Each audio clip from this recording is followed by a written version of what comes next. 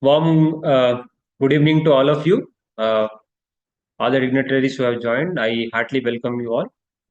We welcome you to Center for Multidisciplinary Development Research, CMDR, the Harvard webinar series program.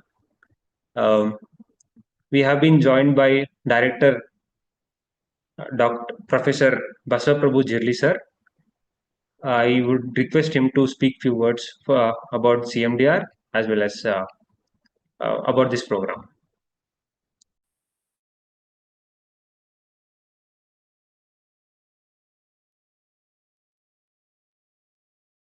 Okay.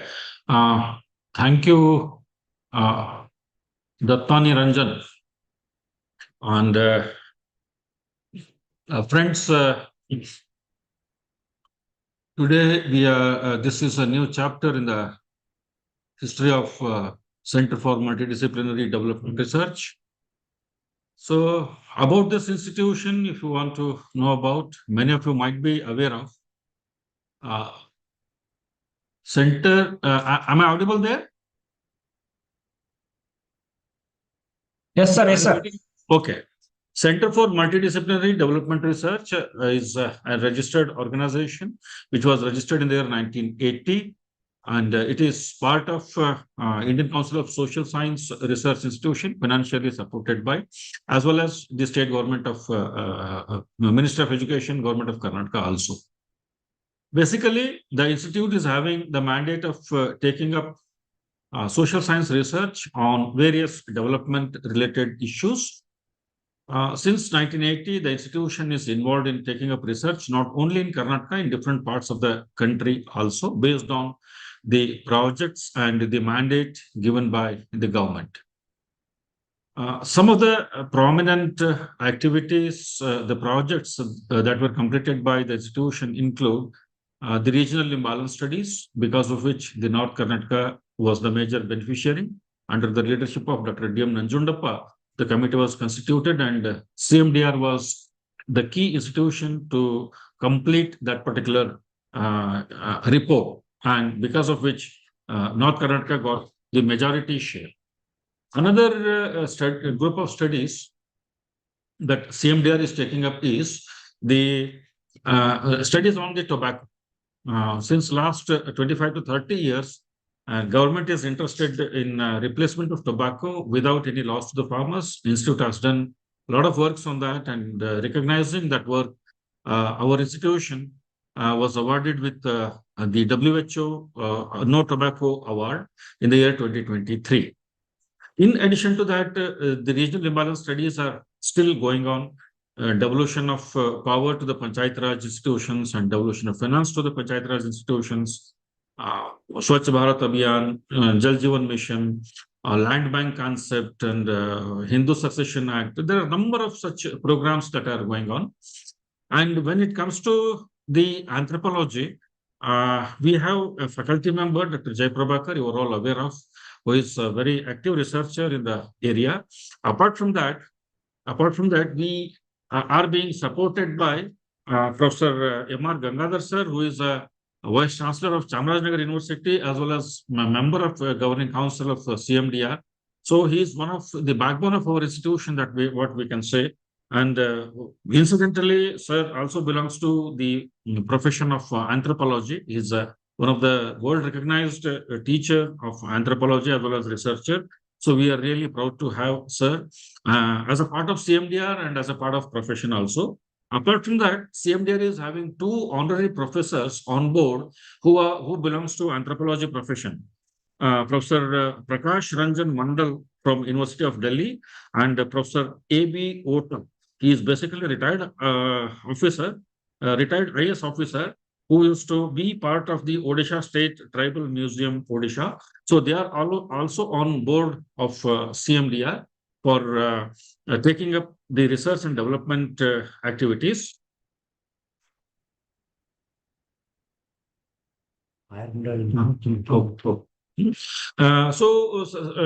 Then coming to the infrastructure at CMDR, so whenever this is an online event, whenever you get an opportunity, please visit CMDR. It is having the rich library of more than 35,000 books, on social sciences, and there are many books on anthropology also. You will be the beneficiary of all these resources. Apart from that, CMDR is having its own YouTube channel.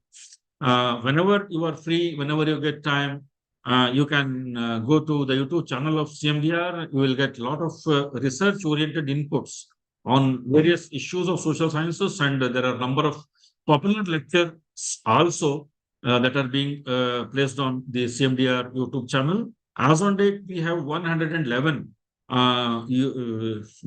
videos on various aspects of social science research and popular lectures. You can be the beneficiaries of that.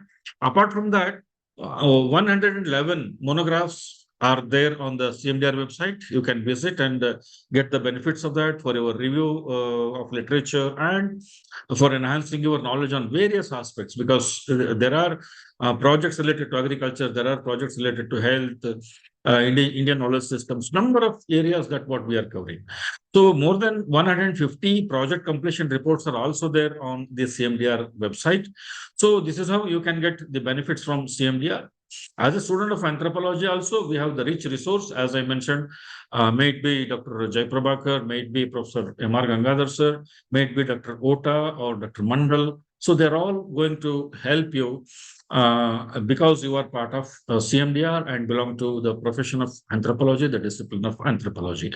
So this is in brief about CMDR. You are most welcome. And I congratulate Dr. Jay Prabhakar for beginning with this webinar series for the benefit of students of anthropology in particular and social science in general. I hope we all will be enriched by the contents that what we are going to get today, as well as he has a lot of such programs on this particular topic, so that the students, the researchers, as well as the academicians, and ultimately it is the institution which is going to benefit out of these initiatives. I once again congratulate Dr. Prabhakar and the entire team working with him. Since last 15 days, I think they are working day and night just to make this event happening. And we are very happy to note that more than 200 registrations have come up. And I'm sure all of you are going to be benefited out of this. And with this, best wishes to the entire series of lectures. And I will be listening to all these lectures, and I'll also be the beneficiary. Thank you for giving me an opportunity once again. And with this, I request Dr. Jay Prabhakar to take over and continue with the next event.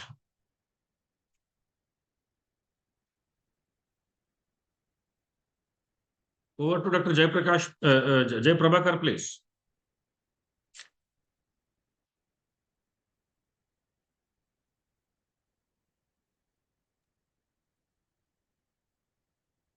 Thank you, sir. Thank you very much for your brief introduction about CMDR.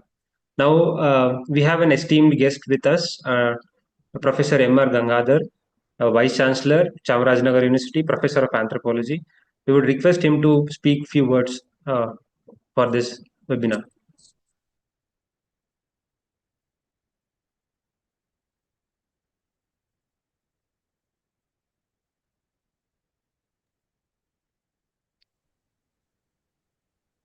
Sir, please unmute.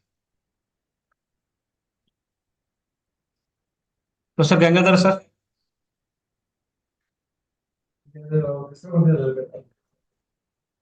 Oh, okay. Now I think I am audible. Hello. Hello. Yes, sir. You are audible, sir. Sir, please speak, sir. Oh, okay. Sir, your voice is not audible. Namaskar. Good evening.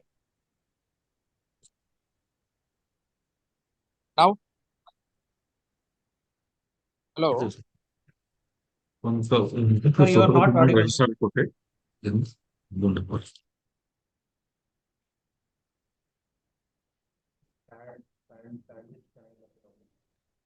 please unmute yourself, sir. Sir, please unmute, sir. Again.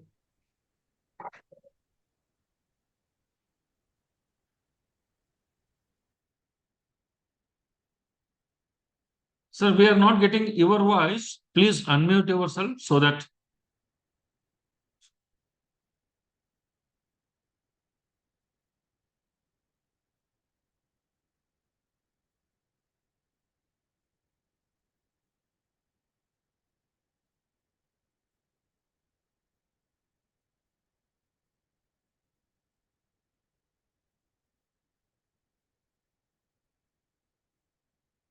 Can the admin do this job? Hello. Unmuting. Yes, sir. Yes, Now sir. I'm audible. Yes, sir. Okay. Namaskar. Good evening to one and all. Sir, you are not audible, sir. No, we are getting the Hello. voice. Sir, remove your ಕೇಳಿಸ್ತಾ ಇಲ್ಲ headphones, sir, Prabhakar? please. Prabhakar ಕೇಳಿಸ್ತಾ ಇಲ್ಲ? Sir, No, Hello. you ನನಗೆ are not audible. No, ಕೇಳ್ತಾ ಇದೆ, ಕೇಳ್ತಾ ಇದೆ. Okay. Namaskar. Good evening to one and all. At the outset, let me congratulate Dr. Jai Prabhakar and his director, resource person, and all the participants. It is very uh, important program. CMDR has initiated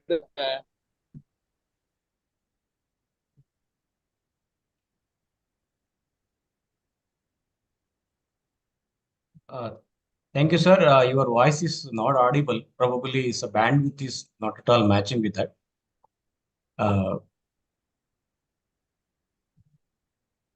Anyway, I request Datan Niranjan to move forward.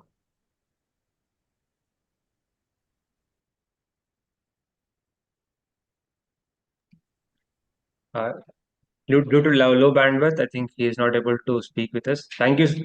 I heartily welcome you, sir, and welcome all of you.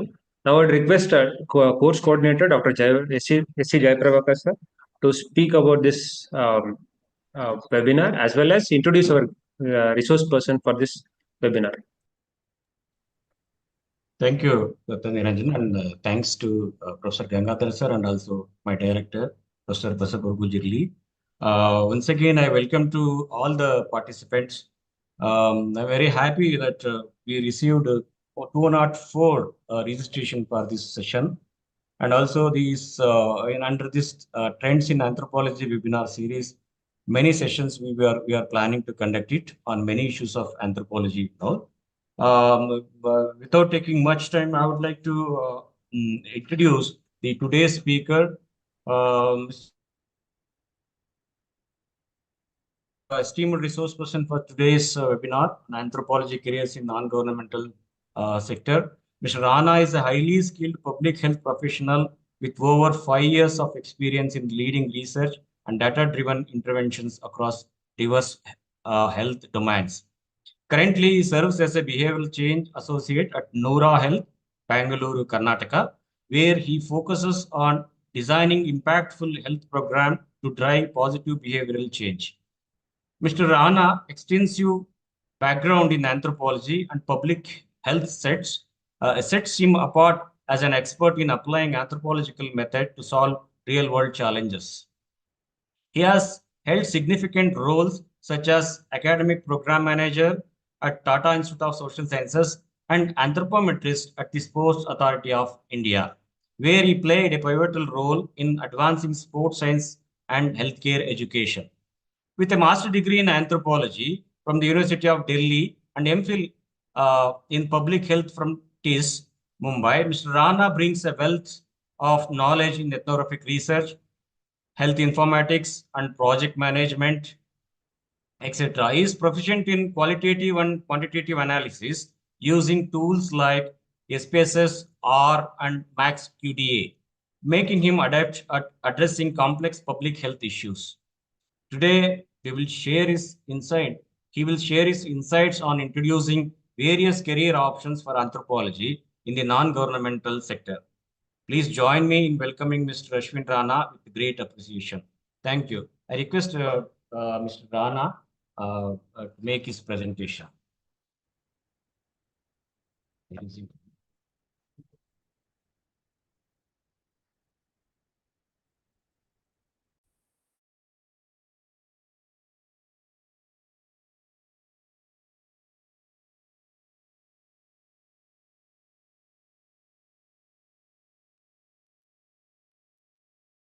A very good evening to everyone.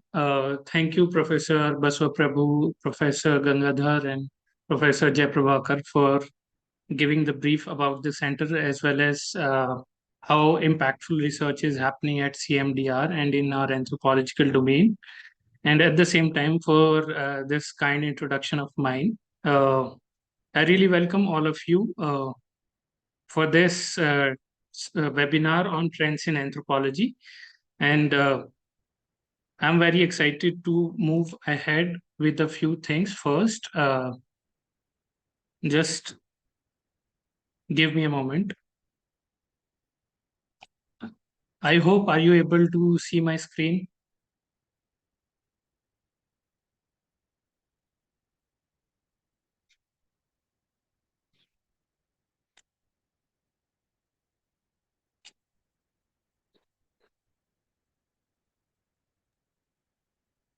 Is my screen visible to all of you?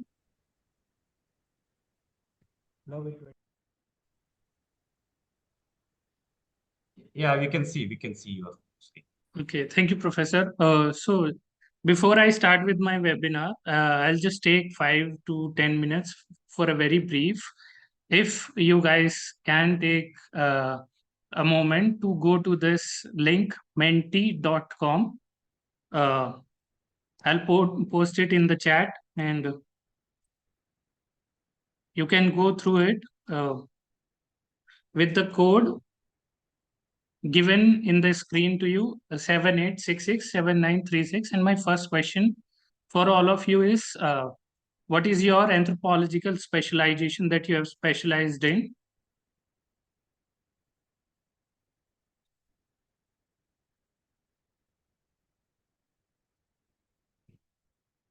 Please take some moment to enter your answers to this after going to menti.com and using this code.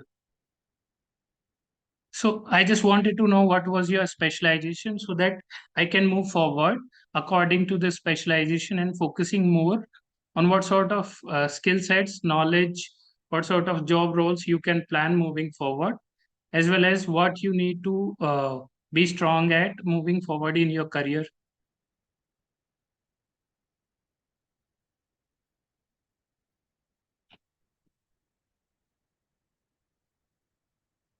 So the link is there in the chat, menti.com. Just type the code 78667936.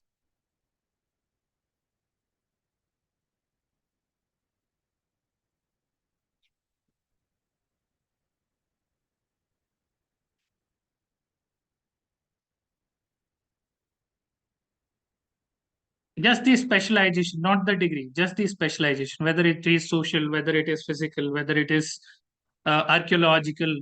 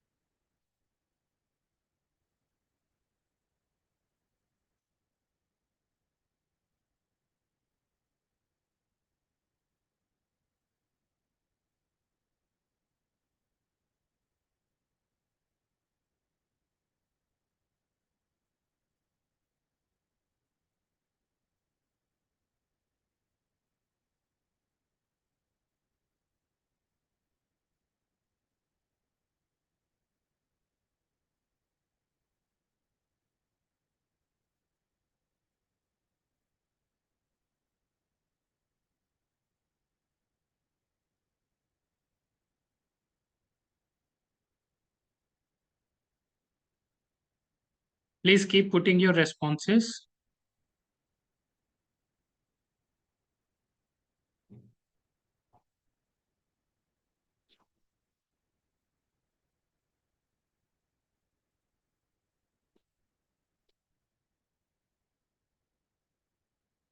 I hope you are able to see the next question in your website.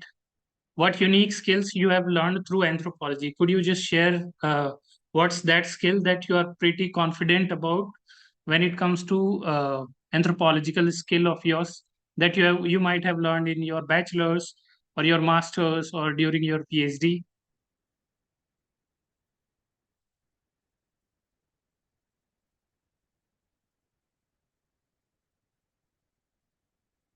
any skill for that matter, whether it is ethnography, whether it is primary research, whether it is designing survey, whether it is field work, whether it is rapport building, or whether it is data analysis.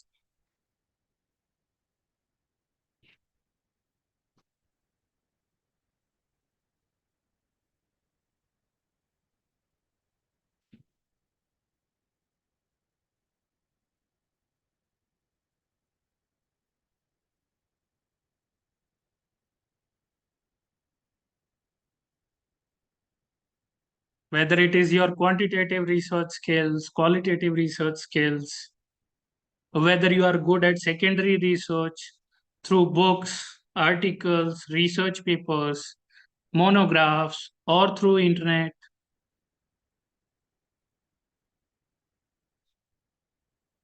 Yeah, anthropometry is also a very good example. It could be dermatoglyphics, it could be forensics.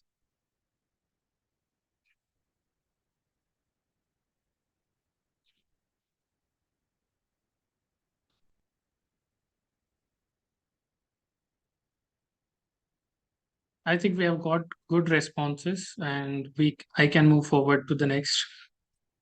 But really thankful to all of you to be really responsive. So on a scale of 1 to 5, how confident are you about your skills and knowledge? So that whenever you are moving to any sort of job role, whether in academia or whether in non-government sector, how would you feel to use all those skills and knowledge to work and excel in your job role or position or work that you are planning to do? I hope the question is visible on the Mentimeter.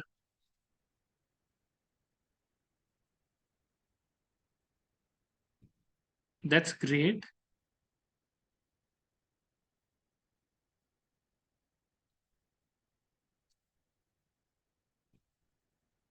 Please continue. This is very exciting and very necessary to see how all of you are feeling together.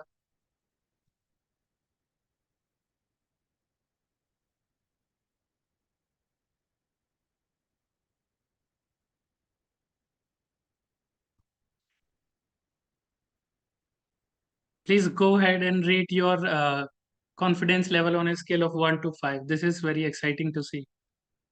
Because then I will be able to, portray the right message according to a job role or according to a skill set, according to the field that you really wants to work in, and how you can best take your next steps moving forward. How can you learn to align your interest with potential job role, probably in next 2 years, probably in next 5 years.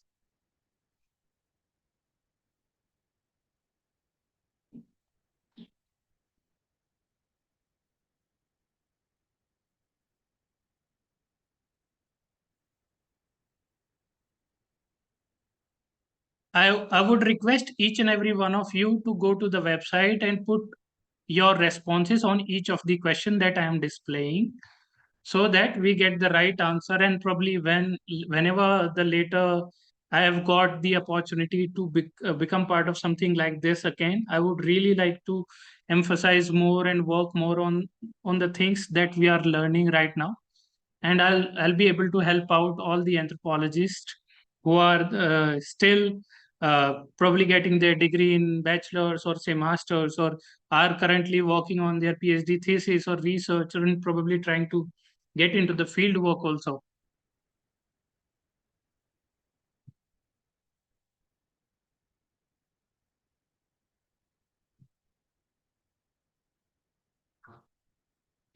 Okay, let's go ahead with the next question. So the average as of now is coming 3.1 from 21 people.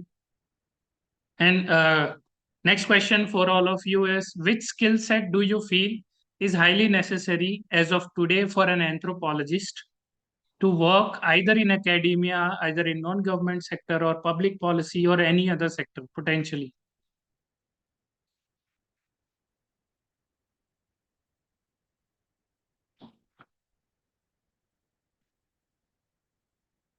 Yeah, that's a great start. Communication, adaptability, good.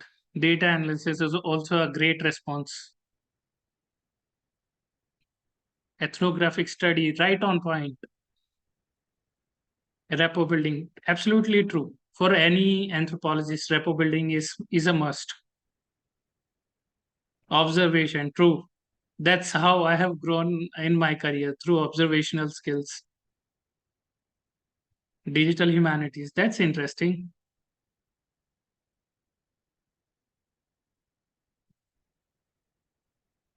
Networking, that's a good response. Adaptability, right. You need to be adaptable to learn all the potential skills that you are lacking behind because of, and you need to move on to a better role or a better position. This is where adaptability comes in.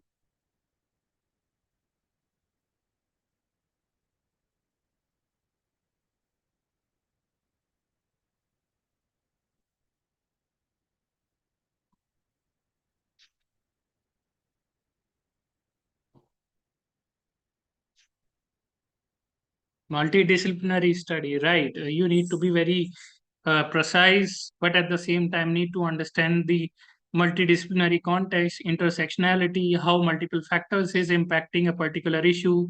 It could be health, it could be education, it could be anything else that you could think of right now.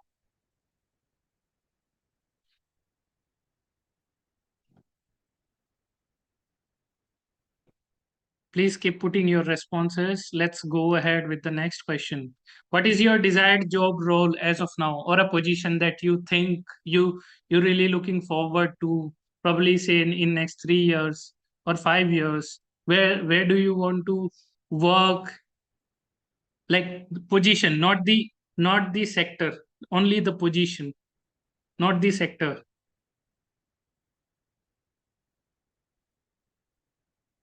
Position, please, not the sector. We are not discussing the sector yet.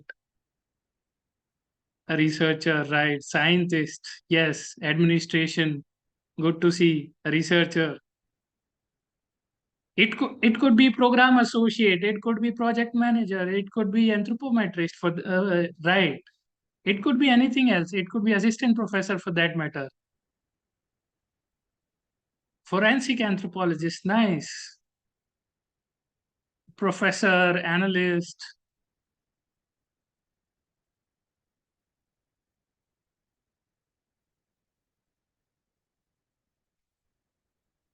I'm really happy to see most of you are looking forward to become a professor, and that takes a lot of effort and hard work all throughout your bachelor's degree, masters, as well as PhD. You keep learning, keep evolving, and keep working on multiple areas. Anti-researcher, that's interesting. Glad to hear that.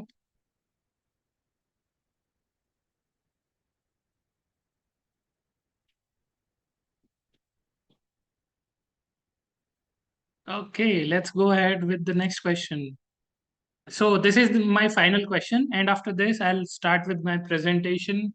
And in between, you can have your own question ask through this only. You don't have to move out of this menti.com. You can put your question after this. But my question as of now, what is your preferred sector or the sector that you are interested to work in? Say in next 1 year or 2 year after graduating, or say after 5 years. Yes, that's lovely. Public health, my favorite area. And I've always been interested in public health. I'm really glad to see that. Sports talent, tribal studies, interesting. There has been some great work going on in tribal studies as well, whether it is for their development, whether it is for their climate resilience context, whether it is for their health, whether it is for their education. That's just great. Public service, academia, community studies, sports talent, epidemiologists. That's really interesting to see. Education, child rights, rural development.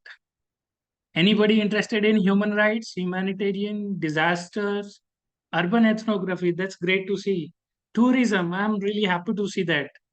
Uh, the Convergence Foundation very recently started recruiting those people who are very interested in tourism sectors, and they wants to really start an organization in tourism to expand the work in this. Public health and sports. Yeah, that has been my background as of now. I'm glad to see that.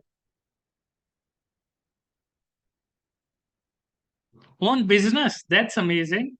That will also give you a great learning about the society, the culture, the communities. Especially anthropology will give you a better idea.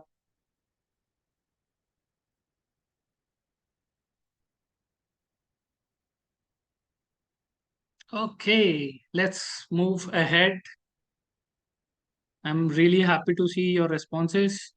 You can keep on putting your question. You can vote if you feel like a question is already asked. You can vote that question, and the question which will get the higher votes, it will come first and will answer at the later part of the webinar.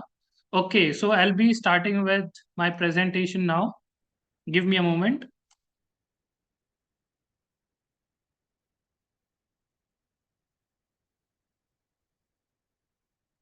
Okay, so just give me a moment, right? Yeah, I hope my screen is visible to all of you. Datta, is it visible?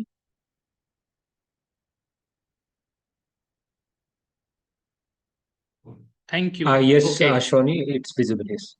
Okay, thank you so much. So I'm really excited to present you and probably talk about what sort of opportunities are existing in uh, various sectors, whether it is development sector, education, sports, public health, international development, humanitarian grounds, all sorts of things.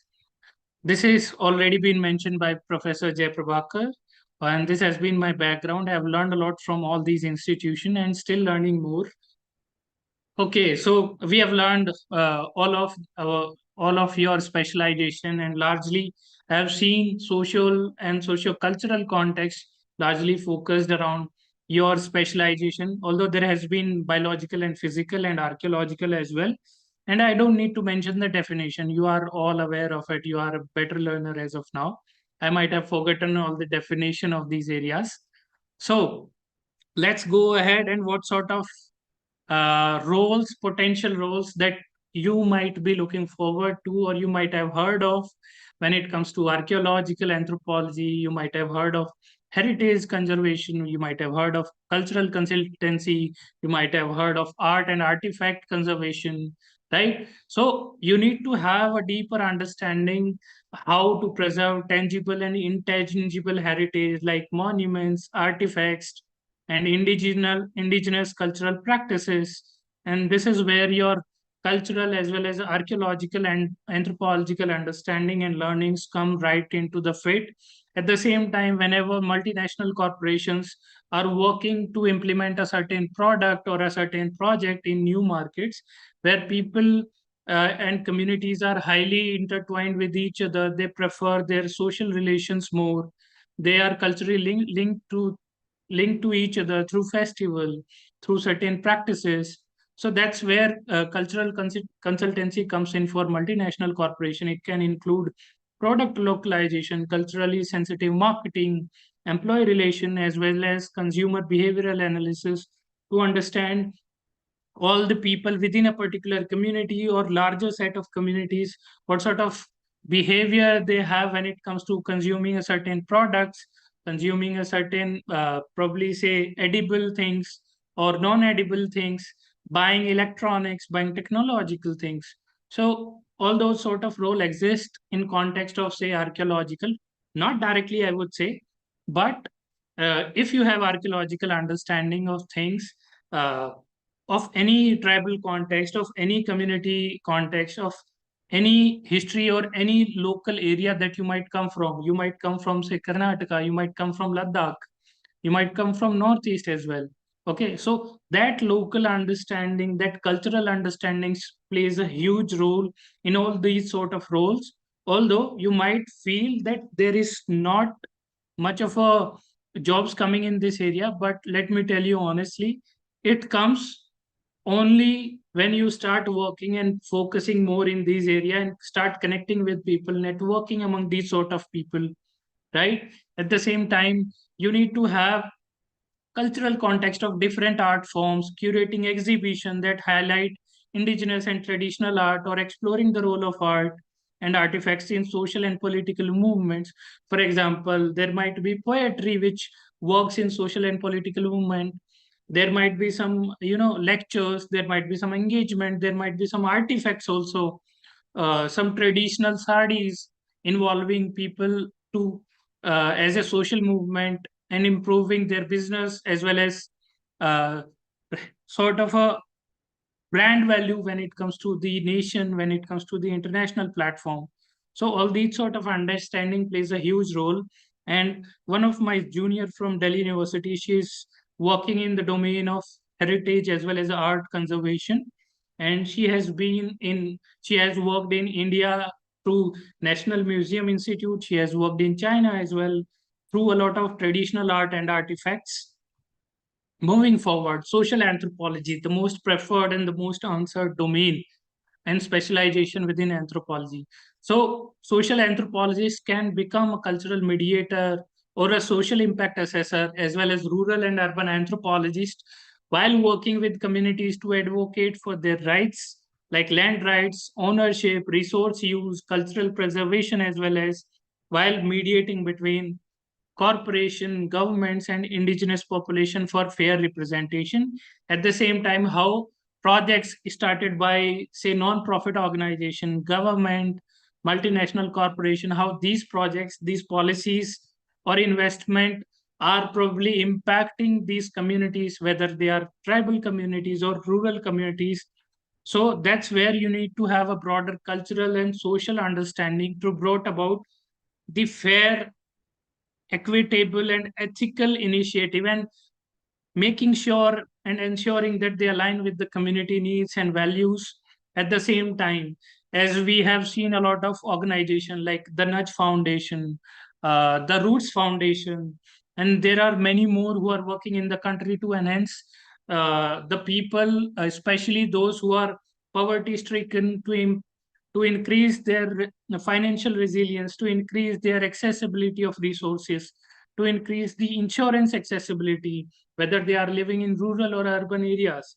So that sort of understanding and variation and cultural diversity is where you play a big role in ensuring that planning and policies respect the cultural and social needs of diverse communities, making development more inclusive, sustainable, as well as functional while aligning with local values.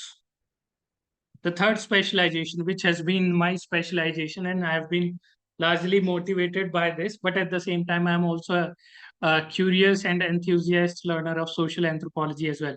So, starting with biological, the major ones preferred these days and focused across research projects and organizations have started working in all these three domains, whether it is forensics, for that matter, is whether it is physiological or molecular and genetics and paleoanthropological domain, putting together biological and archaeological specialization together.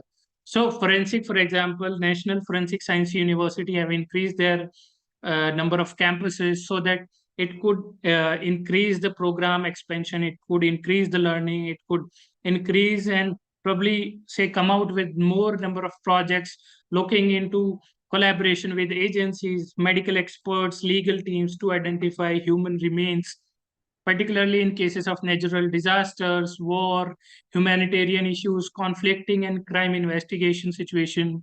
At the same time, physiological prefers to examine how human biology adapts to environmental and cultural influences. It helps in optimizing workspaces, tools, and tasks, and designing certain products to align with the human physical capability, enhancing efficiency and reducing injury.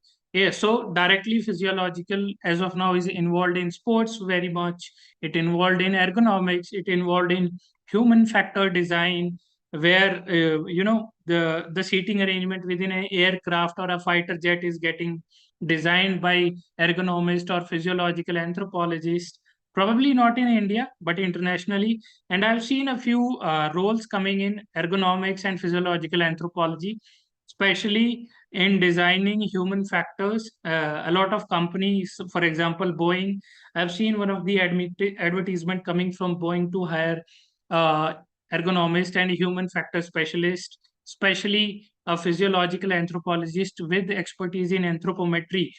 So that's where the recruitment comes in, but it takes time. It probably takes time, say, of 5 years or of 8 years or 10 years.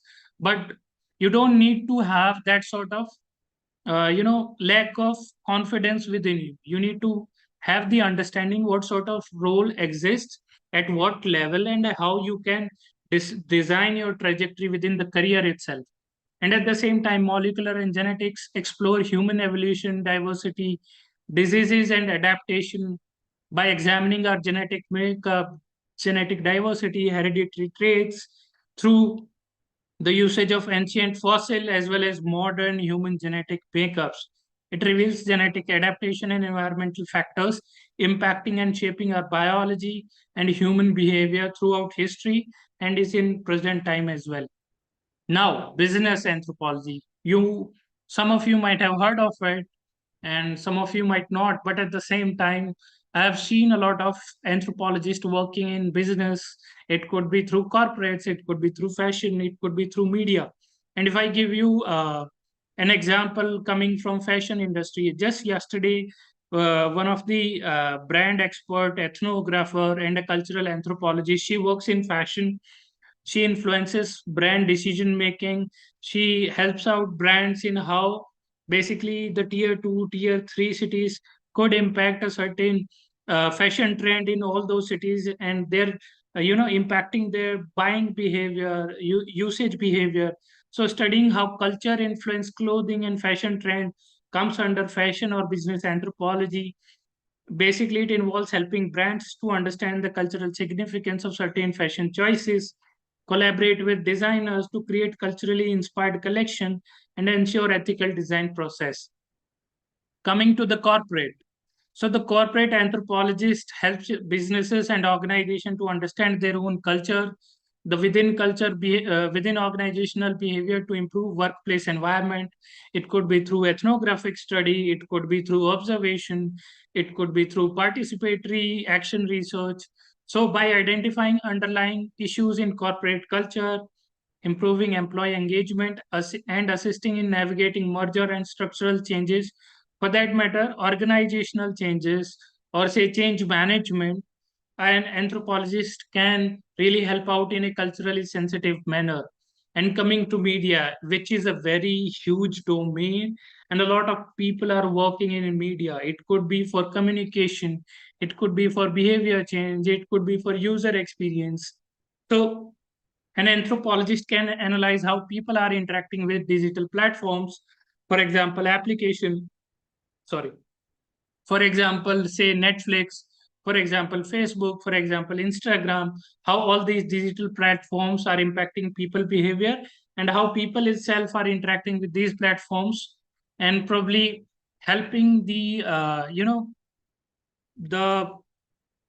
servers or algorithms to change the platforms and the application that they are using. At the same time, entertainment media, it could be movies, it could be documentaries, and the virtual worlds. As we know, through gaming, a lot of youngsters are playing games these days. So media anthropologists, through their own understanding and research in these particular domain, could grow, and at the same time help not us, basically help the organization to learn more how people are interacting with their platforms, and basically guide content creators, streaming services, gaming companies in designing more engaging, inclusive, and culturally relevant experiences and games and platforms.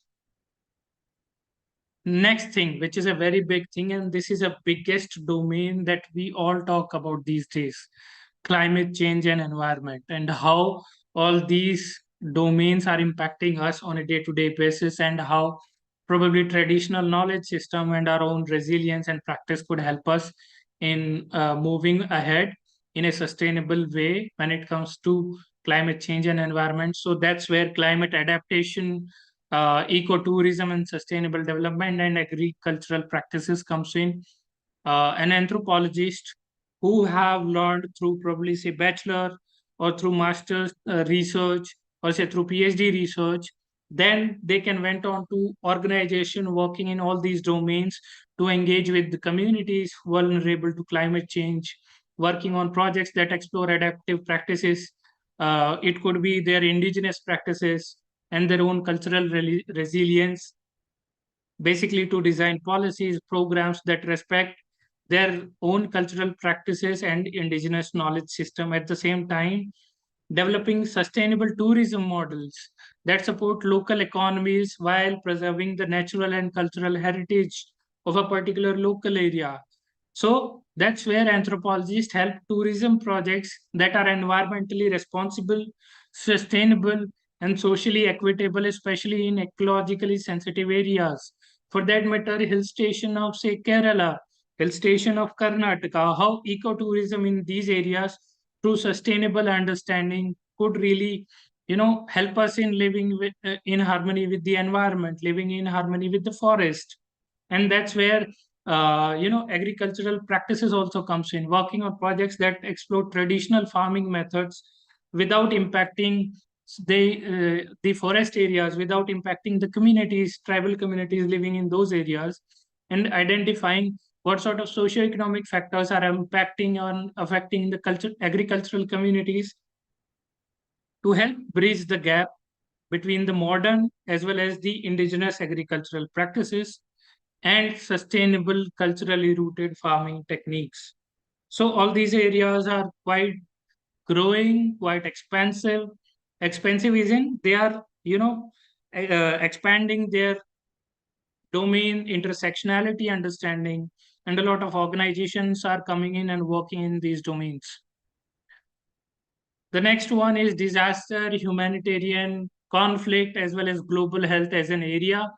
And a lot of anthropologists I've seen, they are working with international NGOs and relief agencies like Red Cross, Medicine Sans Francis, MSF we call, or you might have heard of it, Doctors Without Borders, to provide culturally appropriate aid during natural disaster or conflict or refugee crisis, so that they could work at the intersection of global health, international relation, at the same time resolving the root of conflicts while assisting the communities and the experts, international bodies and governments in community reconciliation, mediate between different groups, and help implement culturally informed conflict resolution strategies, at the same time addressing issues like pandemics, vaccine distribution, and health equity.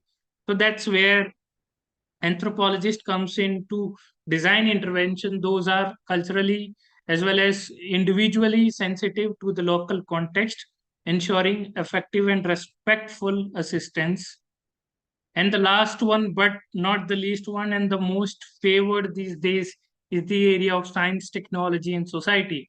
That's where the modern day technology or say emerging technology comes in, and studying how these technological advancement influence human behavior, societal norms, and ethical frameworks within the society to guide companies, governments in responsible development of these technology. For example, AI, for example, big data, for example, Internet of Things, while also focusing on ethical implication of technology and its cultural impact.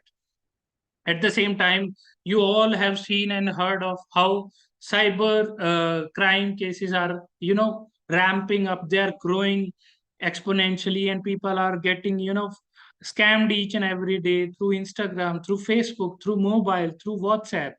So that's where cyber security firms, government agencies, and tech companies tries to understand the cultural and social implication, as well as understanding of the communities that might impact such behavior and implication of privacy and security in the digital age.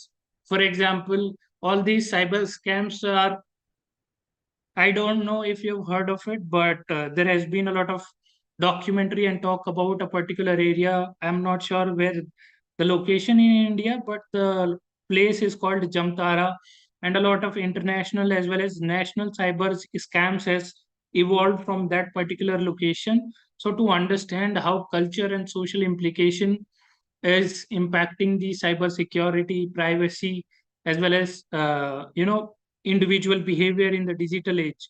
So that's where understanding of population and their perception comes into play and plays a huge role in designing privacy as well as security standards within a particular country or within a particular state.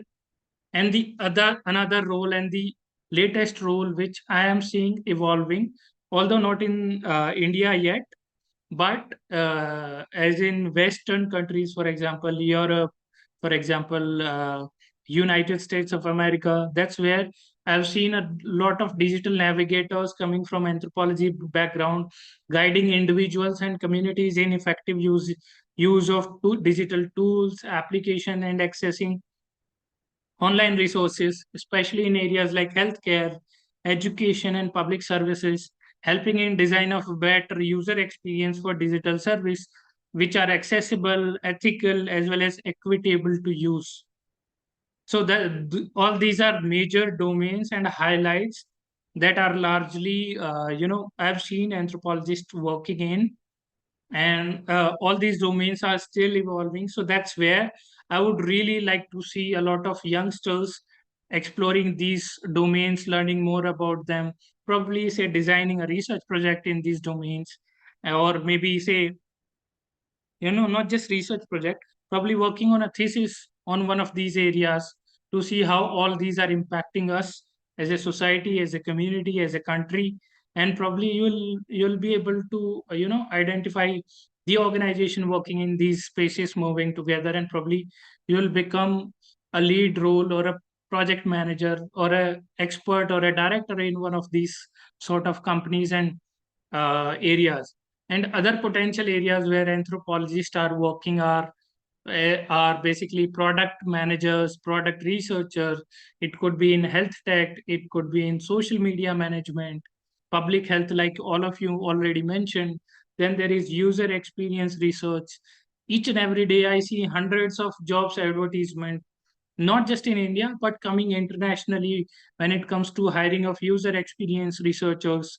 It could be in communication as well. It could be in behavioral science area, how human behavior is impacting their health, how their behavior is impacting education, how their behavior is probably leading them to poverty, how their buying behavior is leading to higher, consumption rate within our society. And there are other roles like management consulting, curriculum development from where I comes in. And there could be human factor, like I mentioned before, there could be public policy role, right? There are anthropologists working in marketing and copywriting and data science and decision sciences as well. And a lot of people, for example, there is this organization called Jagriti Yatra, and there's one more in Bihar, started by Prashant, if I'm not wrong. He has been a political expert and now started his own political consulting firm in Bihar. I'm forgetting the name. I might be able to convey the name later on. And at the same time, there are roles in human computer interaction and project management domain. Now, I'll be sharing a few advertisements, but at the same time, first question which I'm going to ask from you guys, uh, what do you do when you are looking into a job role and probably identifying your eligibility criteria?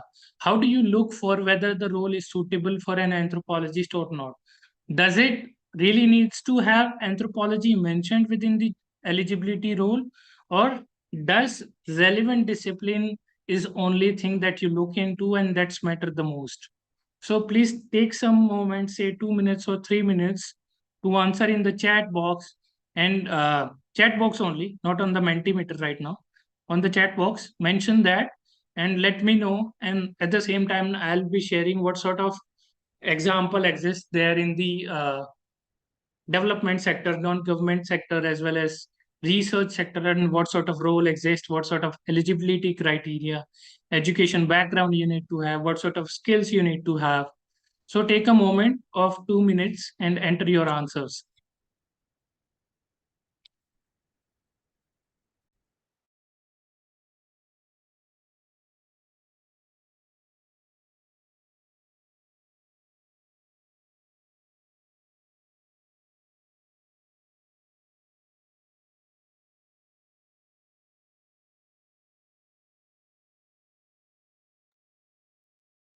Please put your answers in the chat.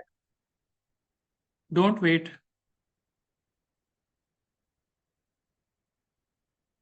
I'm really waiting for it. Waiting for your responses to learn more about it.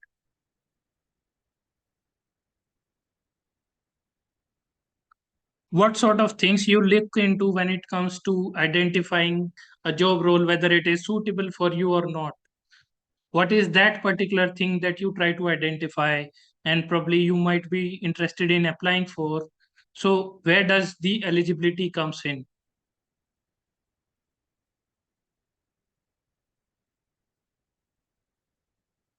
Only 4 people have answered. Please mention your answer in the chat box.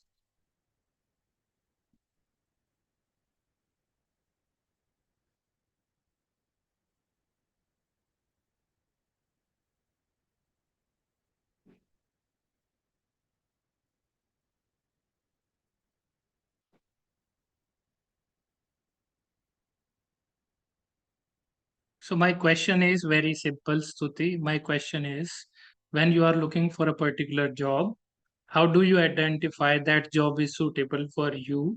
E- Is it through educational background, your degree, or is it through your skill set, or is it through your, expertise? What do you look for when you are thinking of applying to a particular job?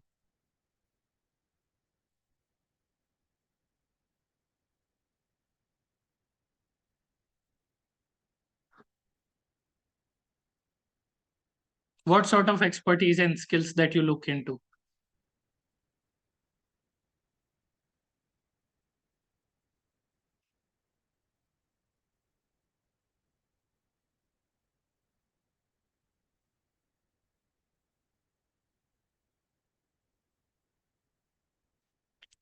Okay, some of you have mentioned expertise, some of you have mentioned study area and topic, some of you have mentioned field of study, some of you have mentioned anthropological specialization, anthropological studies, anthropology in ergonomics. Okay, so that question we can have a later stage. Masters in relevant discipline, educational qualification, data analysis, fieldwork, study background. Okay, let's go ahead and see and let me know whether you feel that job role is suitable for you or not by answering yes or no in the chat box. So I would really like to know about what you feel when it comes to the role mentioned on your right side as a healthcare analyst, whether you feel it is suitable for an anthropologist or not. Let me know by mentioning yes or no, only for the job role mentioned on right side as healthcare analyst.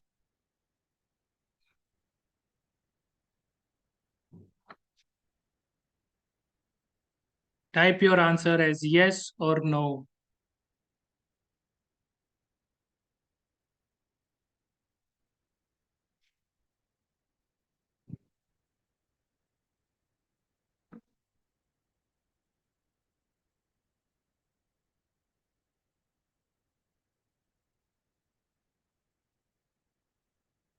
Okay, most of you have mentioned yes. I'm glad to see that. What do you think about the role in the left side as a UX researcher? What do you think?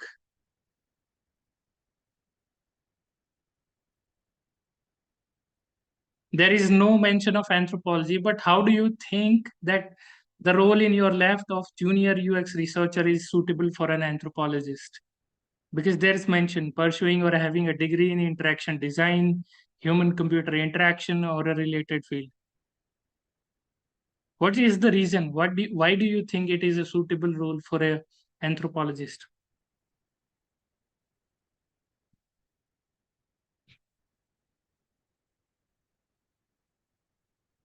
Just answer your, you know, through using certain words. It could be anything. See the job role and let me know what you feel, which particular thing is making it suitable for you as an anthropologist of the role of junior UX researcher suitable for you to work in. What is that particular thing making it suitable?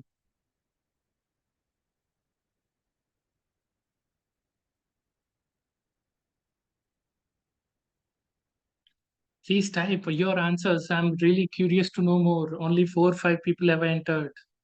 I want all 60s of you to participate equally.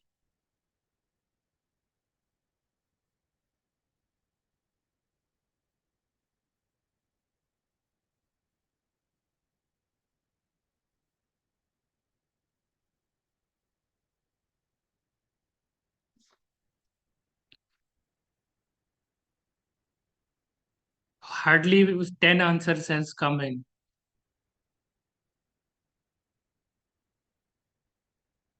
Please type what is making it suitable for you. What do you think? What is that particular thing making it suitable for an anthropologist to work in this role of a junior UX researcher? And it's the latest role which has come on LinkedIn. I've seen that role. A lot of people are applying also for this job.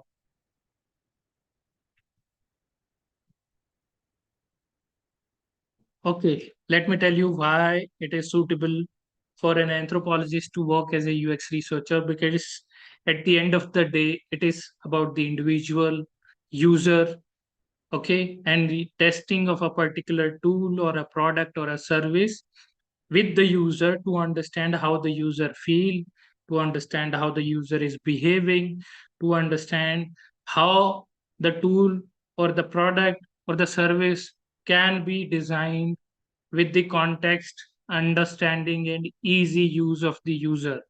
And that user could be a youngster, that user could be an adult, that user could be an old age person.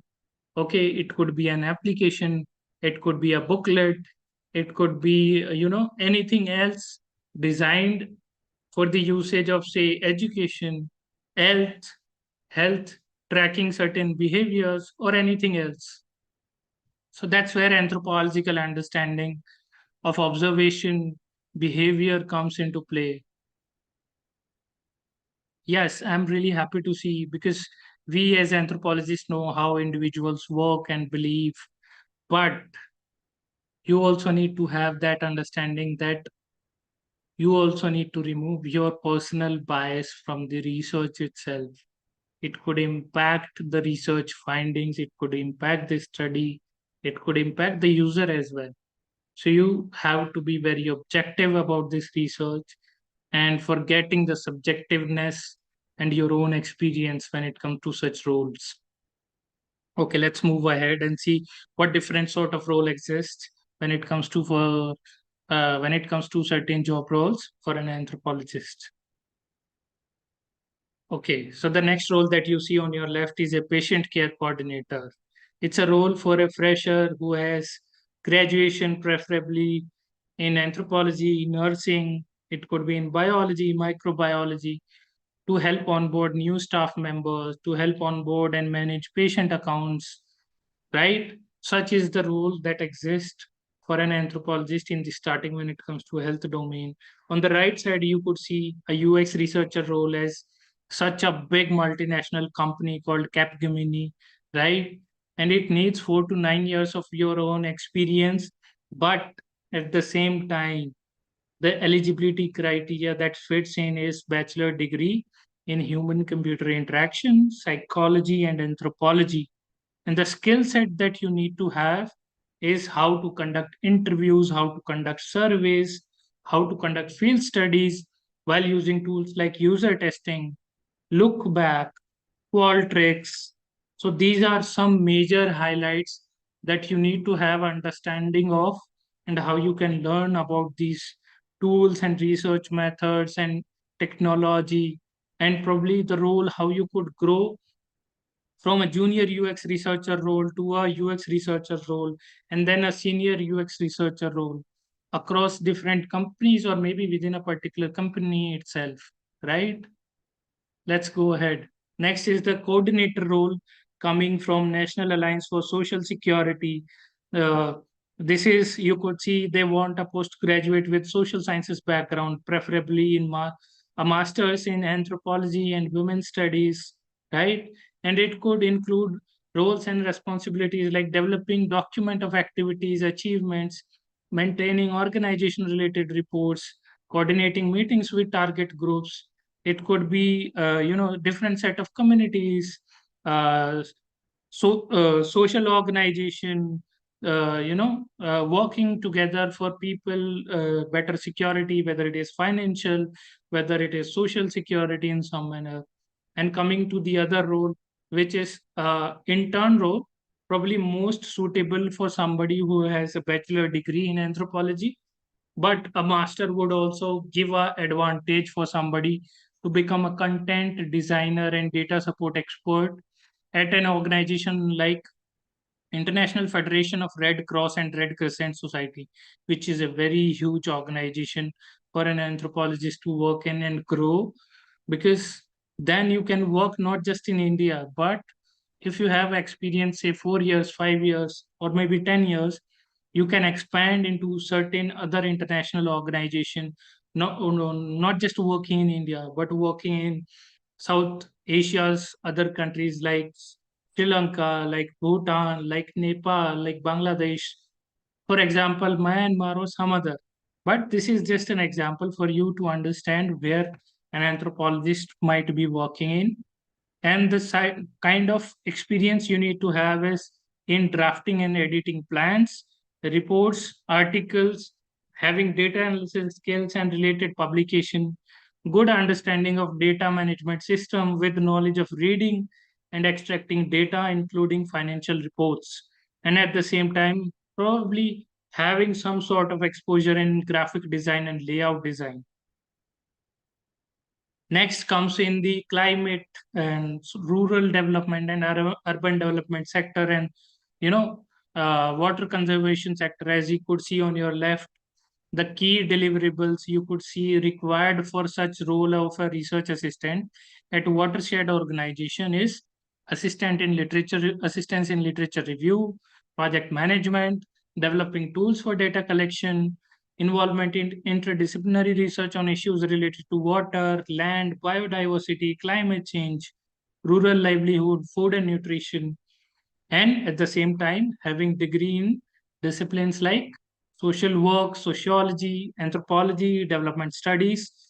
And that's where your skills comes in, and it becomes very crucial, very essential for you to be, become a highly preferred candidate for a particular job role if you have expertise and understanding of tools like SPSS, R software, or Python.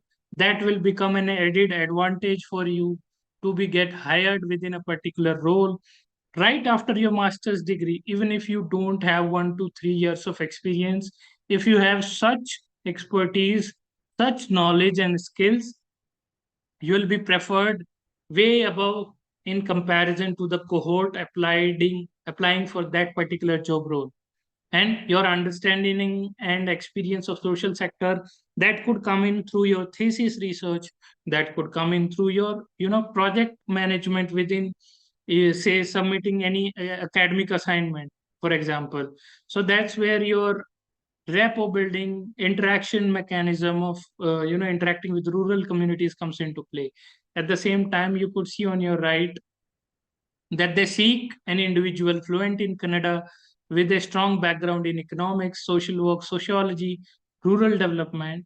But at the same time, it is a highly suitable role for an anthropologist if somebody have that sort of understanding of rural and urban development and how they can convey and become the best lead in proposal preparation, managing end-to-end execution of consulting assignment through research, analyzing data, and preparing comprehensive reports.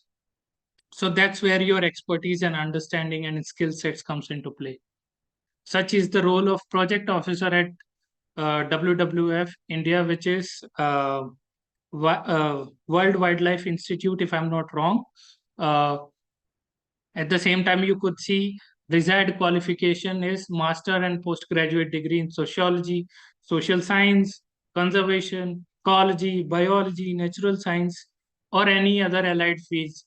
which makes it highly suitable for an anthropologist as well, because we know how society and how human wildlife conflict or relationship could be shaping a particular behavior within the communities.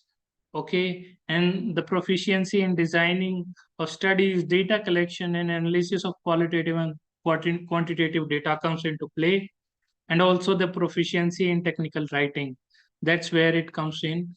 And such role and such expertise could evolve into a role like a state head, where they need 8 to 12 years of experience leading teams in bringing about the change in conservation and social area, right? So it could be around in the area of environment education programs. It could be around building and nurturing relationship with the forest departments and several other departments, for example, housing and environment. So that's where your anthropological knowledge of socio-cultural and biological diversity comes into play. And such is the role for program associate working in the role of adaptation. And that's where the 4 to 5 years of experience comes into play. You could see project officer position, where they require somebody with masters in science, wildlife conservation, conservation practices, or related discipline.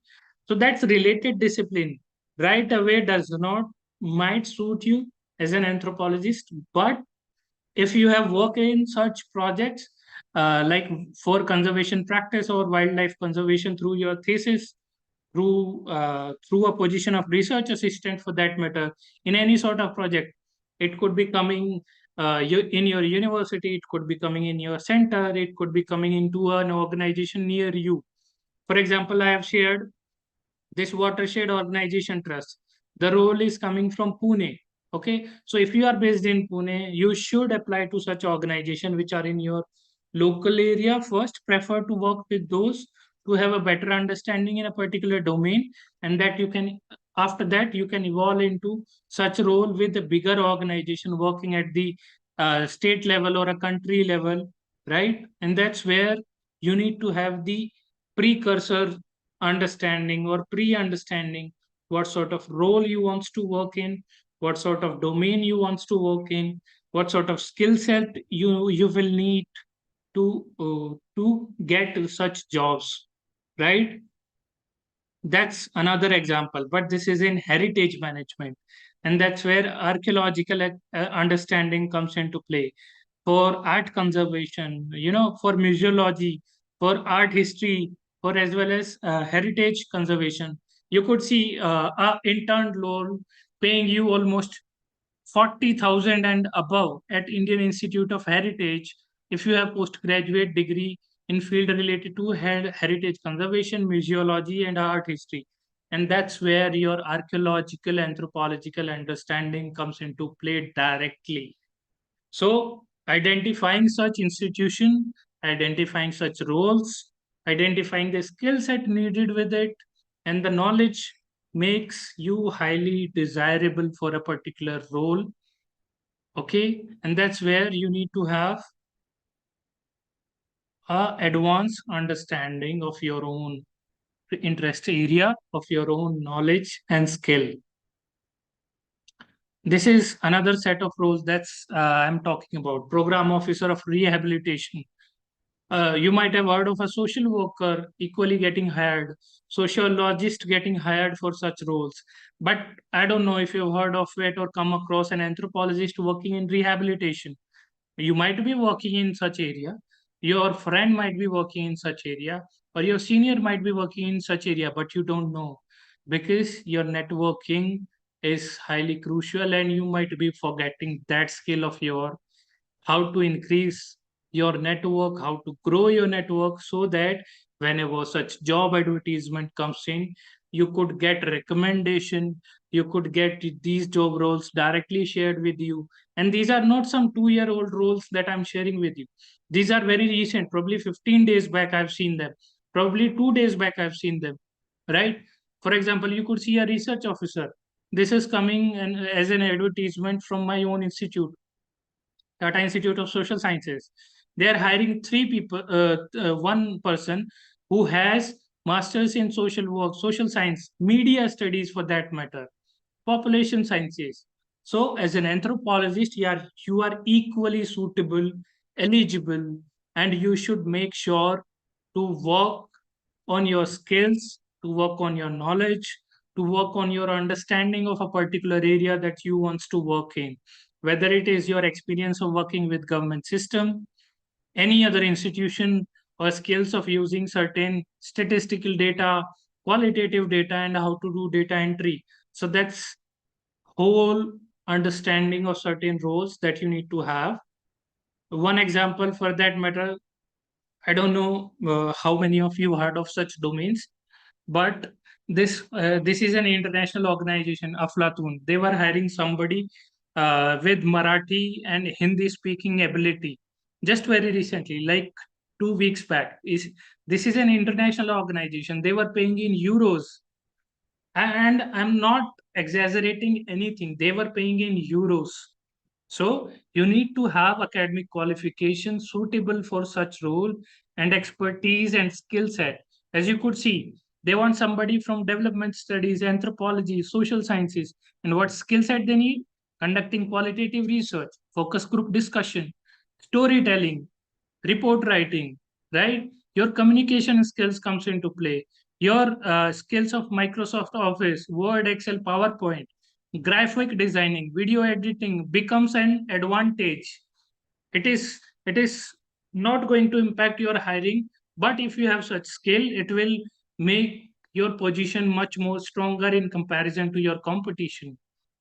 At the same time, familiarity of topics like financial education, financial literacy, that becomes a biggest booster. And on the second side, you could see South Feminist Future, which is also an international organization. They work in uh, gender studies, they work in women's studies areas. They are hiring somebody who has understanding of knowledge management, how a particular research within an organization or a group of research documented, getting documented, how they can be managed through a data management platform, how they can be, rightfully portrayed and mentioned and talked about within the organization and in public platforms. So that's where your knowledge management expertise comes in. But that clarity only comes in if you explore these such position in advance and try to work in such particular domains. You don't have to stick to the old specialization these days. I'm not saying they are not essential, they are very essential, but you need to have applied understanding of your specialization, how to apply certain skill, how to apply certain knowledge in a particular role, in a particular domain, in a particular sector, in a particular position. That's where you need to have such understanding. And what they need, well, they just need somebody with bachelor degree in social sciences, history, humanities, gender studies.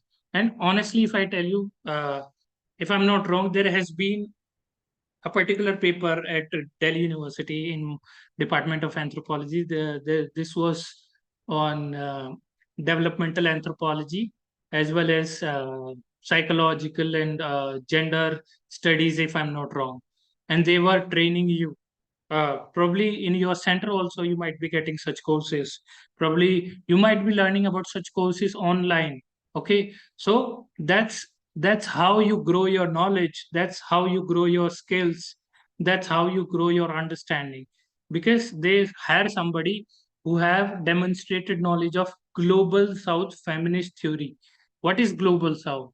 Global south constitutes India, global south constitutes African countries, global south constitutes Brazil, South American countries.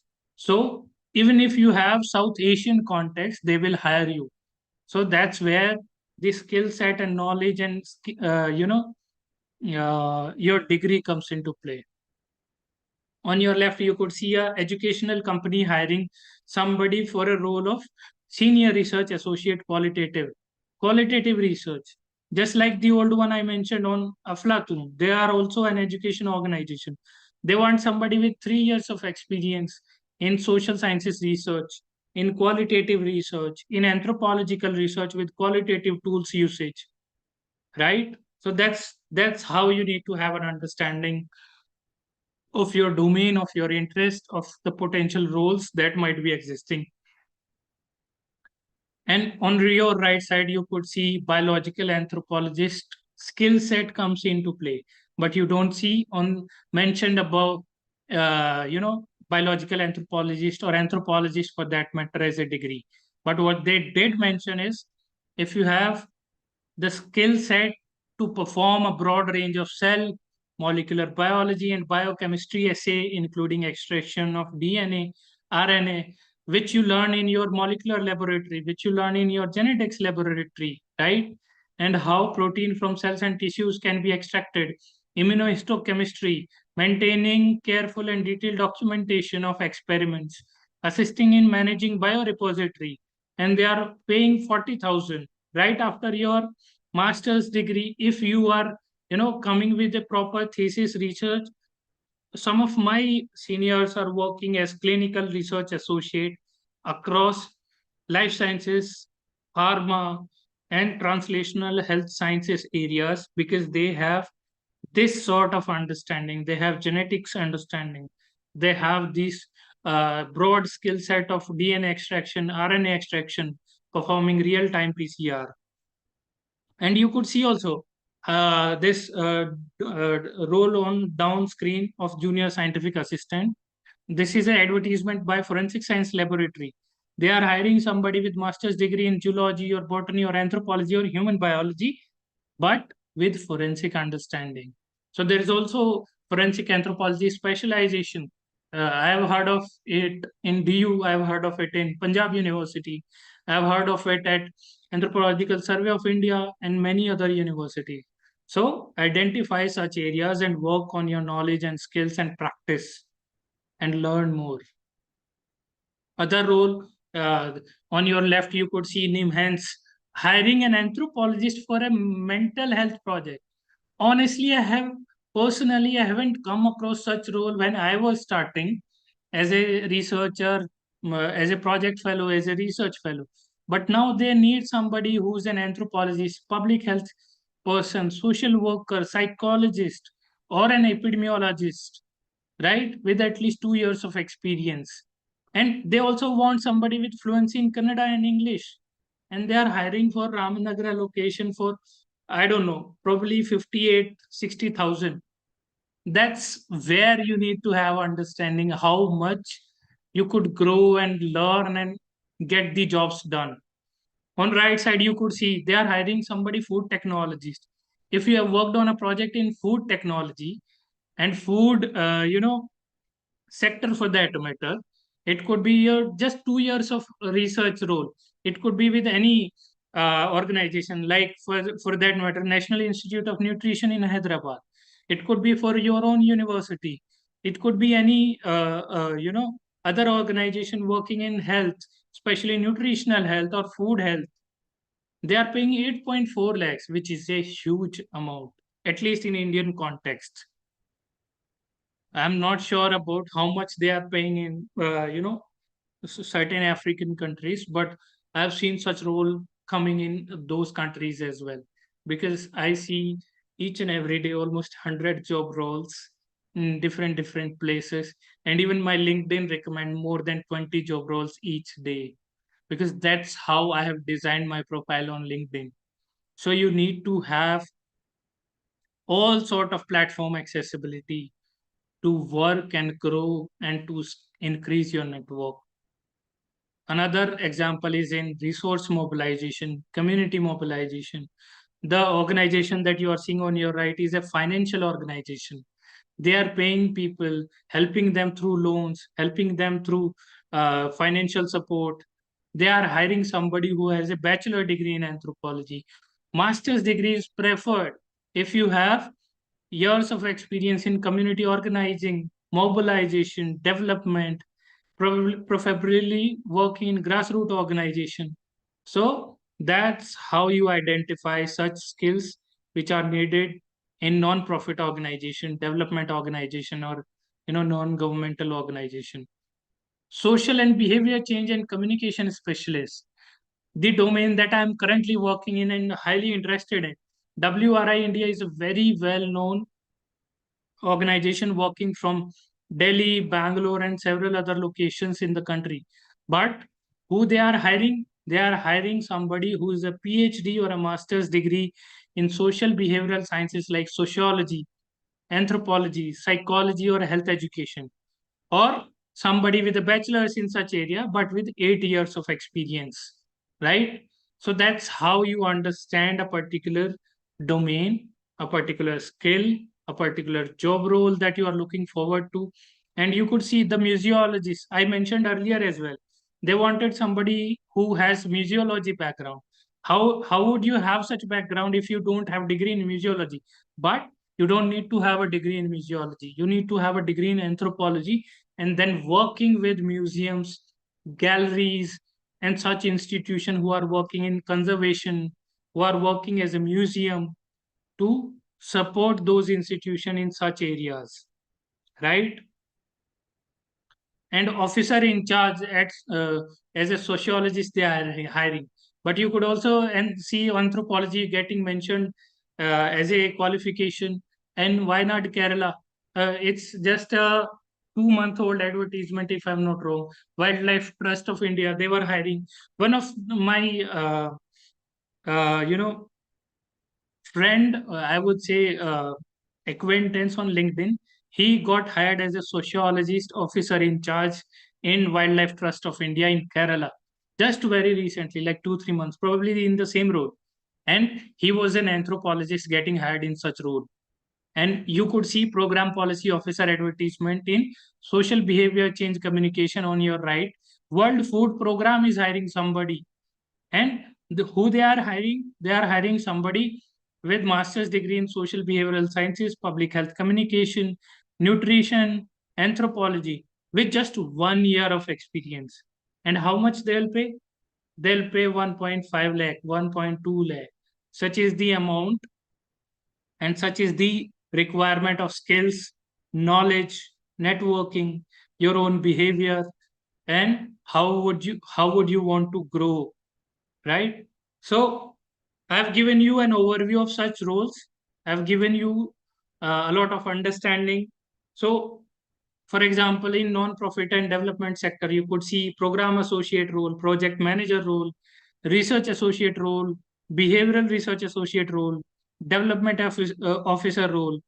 And on your right, you could see what sort of necessary skill set they need. It could be in designing survey, data analysis, communication, project management, cultural sensitivity.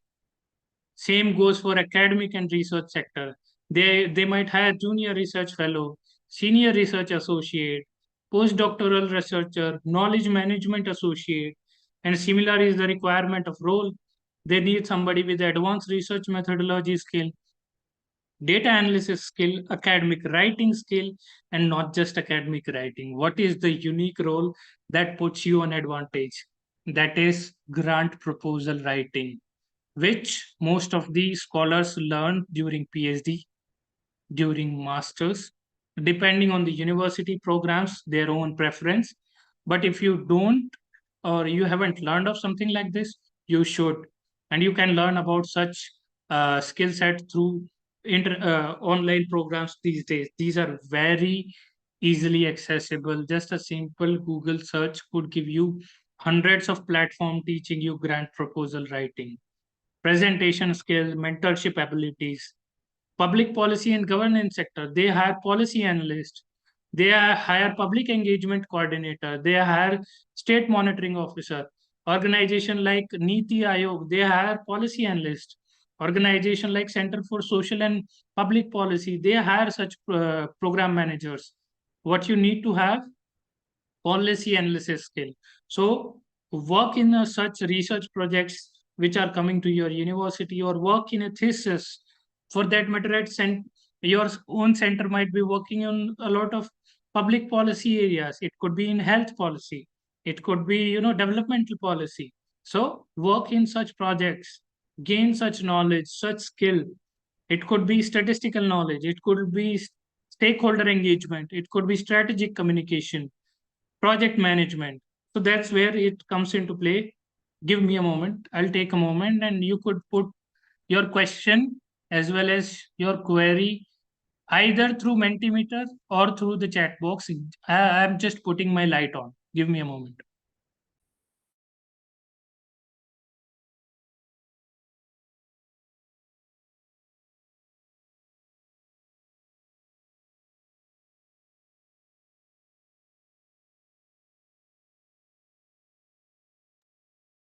Okay, I can go ahead. Let's move to next. Like I already mentioned, business anthropology and corporate and consulting sector.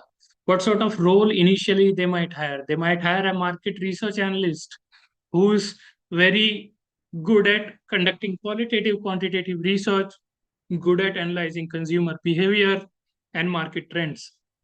Somebody who's also good at corporate social responsibility. And corporate social responsibility is a big domain because a lot of philanthropic organization started by big billionaires of the country or international billionaires working in the country as of now, they hire somebody who has knowledge of CSR, who has expertise in CSR, right? They could just directly hire a intern in CSR for that matter. So you should attempt right after your degree, probably say intern for 3 months, intern for 6 months in such organization, and then at a later stage they'll pay you very good amount. And I've seen people graduating from Tata Institute of Social Sciences getting hired as CSR manager, and they got paid more than 20 lakhs. But as an anthropologist, if you learn such areas through internship, through projects, you'll grow more. At the same time, consultancy for organizational development, like I mentioned before. What necessary skill set you need? Market research, strategic thinking. Why strategic thinking? Because such organization only invest in areas which are fruitful, suitable, and not prone to failure as much as other organization might be open to. So you need to have very precise skill set like interpersonal skill, cultural competence, data analysis, and stakeholder management and engagement, how to engage stakeholder, such is the expertise requirement and skill set requirement. Science communication and content curation sector, which is a very I would say growing area as of now. So as an anthropologist, you can work in science communication, how to basically simplify complex scientific findings, scientific research for the public through social media channels, through publication media programs, right? Or coordinating science festival for that matter, right? So I've seen a lot of science related museum existing all across the country, and people get hired in those museums and organization to organize science festival, to organize simple workshop how a science communication works in. And at the same time content development and community outreach is becoming very crucial, and you all have that sort of understanding. So what you need to brush upon, you need to brush upon your communication skill, your rapport building skills, how to become a strong public speaker, how to become a program developer or creator of educational content, how to become an event manager in such roles, how to handle media relations, how to handle creativity, right? And international development sector, which is a very huge sector. And honestly, I myself wants to work in such roles, which I have mentioned in your left side, because it pays a very good amount of salary, and it will make you not just socially but financially sustainable. At the same time, it will increase your stature in the society when you are working with international development organization, NGOs, incorporating your anthropological insight in roles like monitoring and evaluation specialist or MIS specialist or a gender specialist for that matter, to support program focused on gender equity, social inclusion, applying anthropological perspective on gender roles, and at the same time becoming a fundraiser, donor relation manager, or a specialist. How do you start in such area? You start by learning about these areas through online courses, through workshops, through webinars. Keep participating in such webinars, program, courses if you want to work in such roles and such domains. At the same time, work with organization. Probably you start with a intern role, or a research assistant role, or a project assistant role, or a project associate role, but work, try to learn. And honestly, I know it might become really tough journey. At some point you might not be able to find a desired role for yourself, but at the same time, if you keep growing your knowledge, keep growing your skill, you'll find something much more better than that. And what you need to have that sort of skill, which is cross cultural competence, evaluation techniques, gender analysis, policy analysis, how to become a fundraiser, how to become a donor relation manager, or a associate in such organization.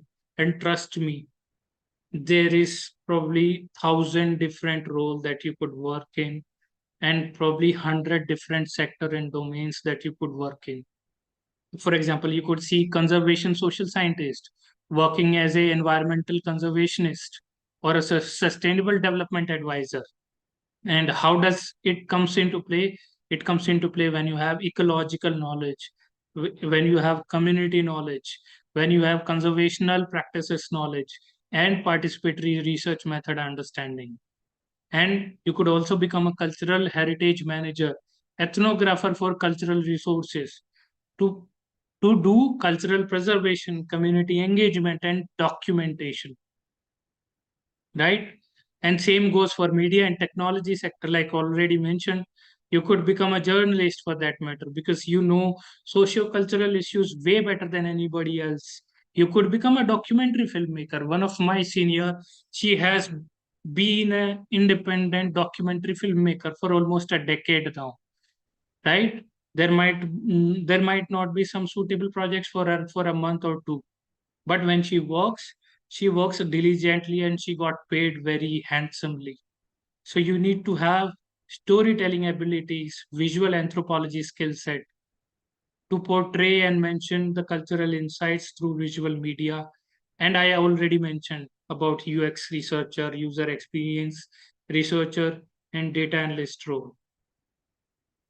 Now, necessary skill set you must learn or focus on. What are those? Those are statistical software like R, Python, Stata, SPSS, Atlas TI, NVivo, MaxQDA. Apart from that, these you might learn these through your research work or thesis. What others?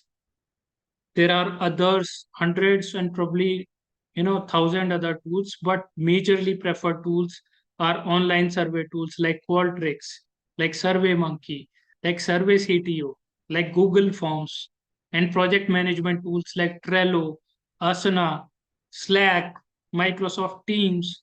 So all these comes into play, and it all these tools and skill set makes you way better in comparison to the competition, and they put you right up front for any sort of role, right? And you also need to have a little bit of understanding of Canva design, Microsoft Office, and Google Workspaces. Second thing which you must, and people are learning more about, because if they want to work in development sector, they need to have monitoring and evaluation framework understanding, knowledge of methodologies, what sort of logic model and theory of change works, how to apply certain frameworks to map out programs, achieve to identify their achievement, intended outcomes. And you also need to be proficient in designing measurable indicators to evaluate any program, to evaluate any project, to evaluate any intervention, and how it is impacting communities, how it is impacting state, how it is impacting country, and all sort of scale comes into play. Qualitative, quantitative, data quality assurance, data analysis, report writing, but not the least, data visualization. So that's how you grow in any sort of role, in any sort of domain. As you already know about communication, I won't put much focus into it, but you are already aware of communication and interpersonal skills. What is the latest domain that people are preferring and working these days? It is human centered design and UX research.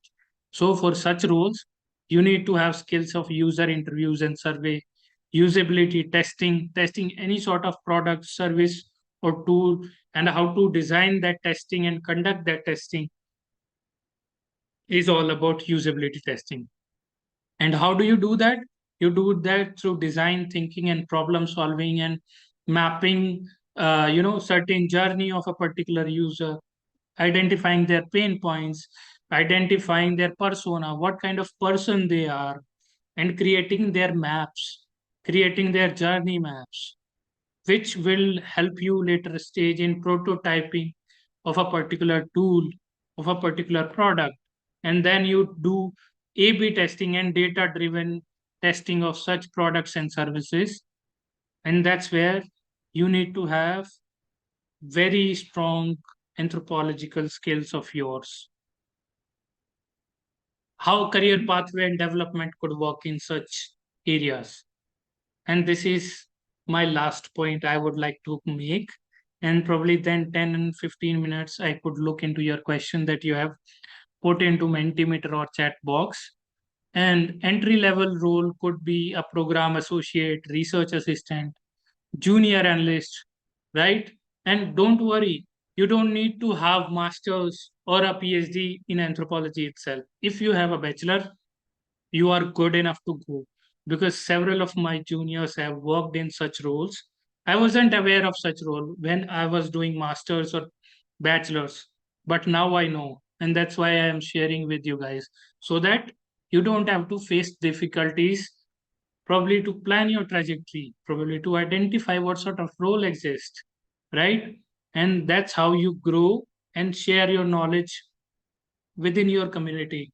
It could be, if not anthropologist, it could be a social scientist, for that matter, social worker, sociologist. And I try to share as much as I can within my network, within my friend circle. And those people are not just of public health, those people are not just of anthropology. They are social worker, they are physiologist, they are sports scientists, right? They are physiotherapists, they are climate experts. So all sort of roles exist out there that you can work in. And mid-level role for somebody with 3 to 5 years experience comes like project manager, policy analyst, senior research associate. And at this stage, professionals are expected to take on more responsibility. What sort of responsibility? Managing projects, leading teams, identifying particular stakeholder who could be a better person to manage such, uh, you know, projects in internal internal indicators, for that matter, leading certain parts of project, if not the whole project, right? And senior roles comes into play when you have more than 5 years or 10 years of experience. You could become a team lead, you could become a program director, you could become a policy advisor, right? And professional in such positions are expected to lead significant initiative within organization, to influence policy making, contribute to strategic decision making, right? So that's it from now. You could reach out to me through email, ashwani@duck.com, or through LinkedIn, just by typing linkedin.com/in/ashwaniquest. And please, Datta, help me out in identifying question from chat box first, and I'll also move into the Mentimeter after that. So basically, my message for you all is you will be getting there. And honestly, the journey is very scenic, full of twists and turns. but at the same time, truly exhilarating and exciting. But what you need to have the curiosity to learn more and grow. That's my message. Thank you so much, everyone. Thank you, thank you, Ashwani, for your wonderful session. Now the floor is open. People can text. The participants can text their questions either, or they can raise their hands to an option in Zoom.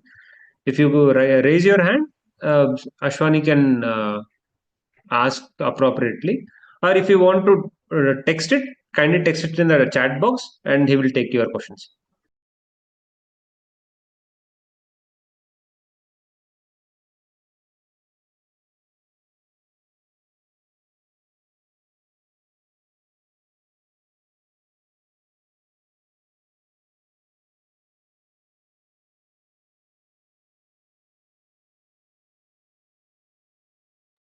We have a question from Disha Chakrabarti. What kind of jobs? I think Ashwani can access it through chat box. Okay, so there's also a similar question in the Mentimeter. How to find such jobs and from where we can increase our networks with those jobs? First, you need to have a very strong network of anthropologists. You can have it through WhatsApp. You can have it through LinkedIn. Create a LinkedIn profile. Uh, put all your skills, your degrees over there. And then at a later stage, when you complete your profile over there, try to make a search on LinkedIn. Okay. And that search will give you the latest job that might be hiring across the country or within your own state, right? Especially anthropologists, and it could be any sort of organization. So you need to identify through such platforms, or simple Google search could directly help you in identifying the organization hiring such people. Okay, and there might be several other platforms. For example, indeed.com is a platform. For example, Dev Insights is such platform. There is Skill Outlook. So you need to identify such platforms first through a Google search, or you do that through increasing your network on LinkedIn, or through Facebook groups, or through WhatsApp groups, and you'll become easily accessible for such position, right? Let's move to next question, which I see on Mentimeter. Probably then, Datta, you can go ahead with the question in the chat box. So the second question that I am seeing in the Mentimeter is, what is the most important thing an anthropologist needs in order to accomplish any type of task? Okay, that's very good question. So the most important thing these days an anthropologist need is the data analysis skill set and data visualization skill set. Because whenever you are conducting any sort of research, it could be qualitative, it could be quantitative, it could be mixed method. That's where your data analysis skills and the data visualization skill, and it becomes the most important thing for an anthropologist to work in any sort of job role, to accomplish any sort of task.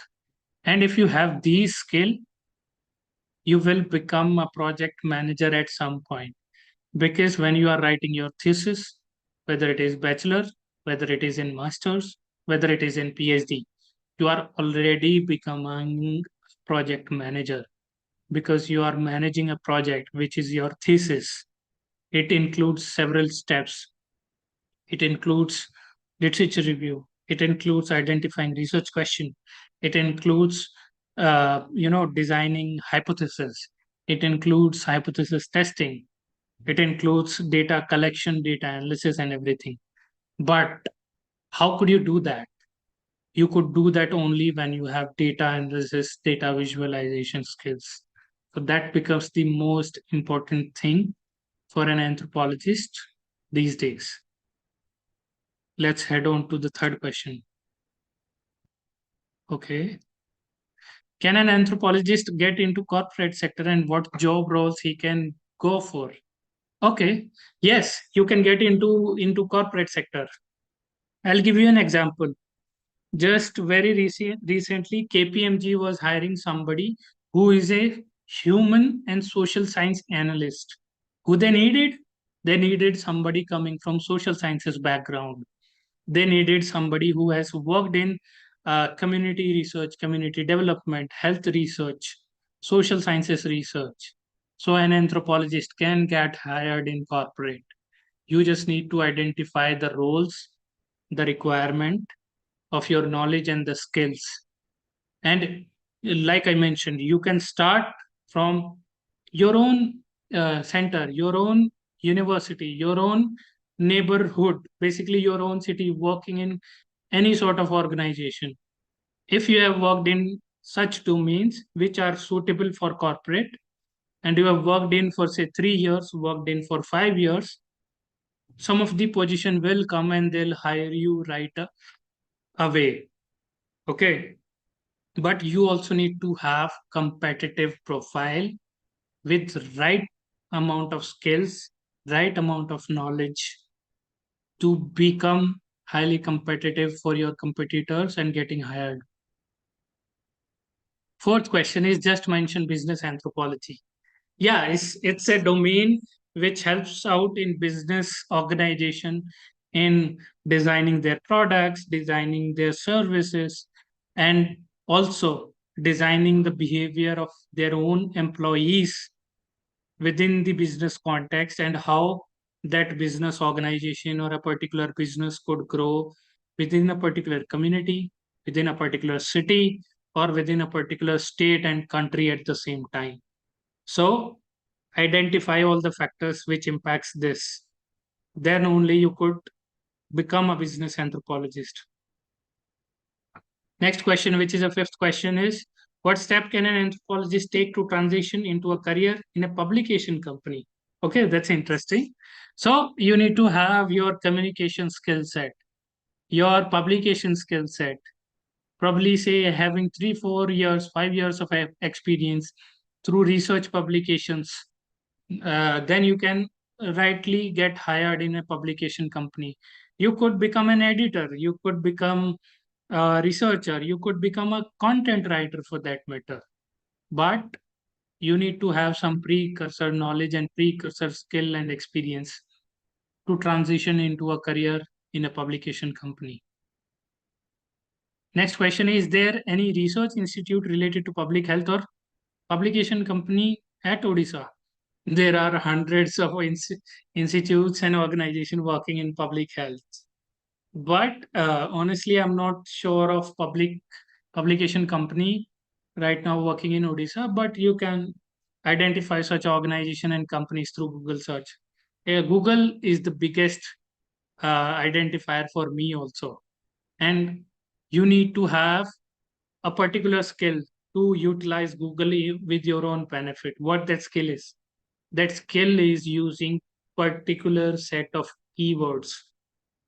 Keywords, they become very essential, not just in your research, not just in your PubMed research, not just in your Science Direct research, not just in your other kind of research, but on your Google search as well. So identify the right keywords, and that will help you in right direction.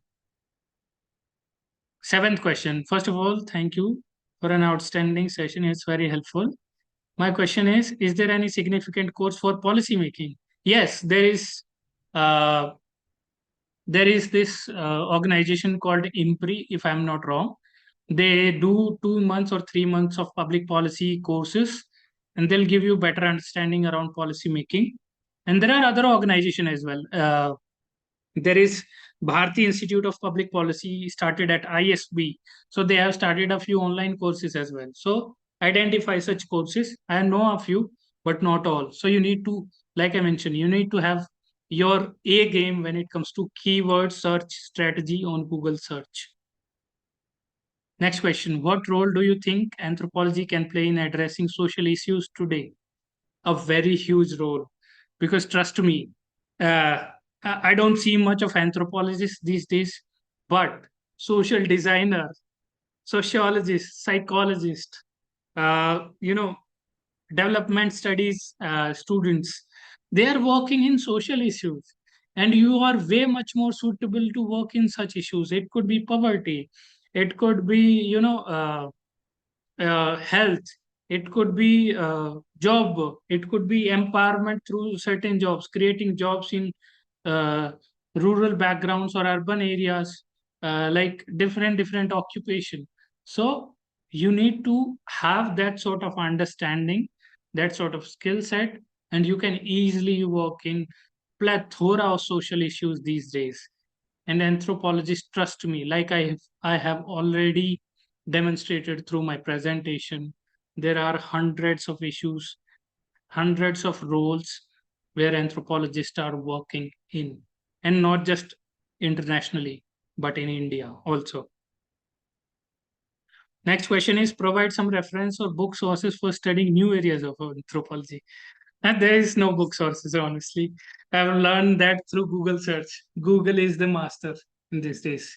But yeah, you have to be very patient enough, because I used to do Google search for like 20, 30, 50 pages. And I do that on weekly basis, and probably on some days daily basis as well. And without that, I don't sleep.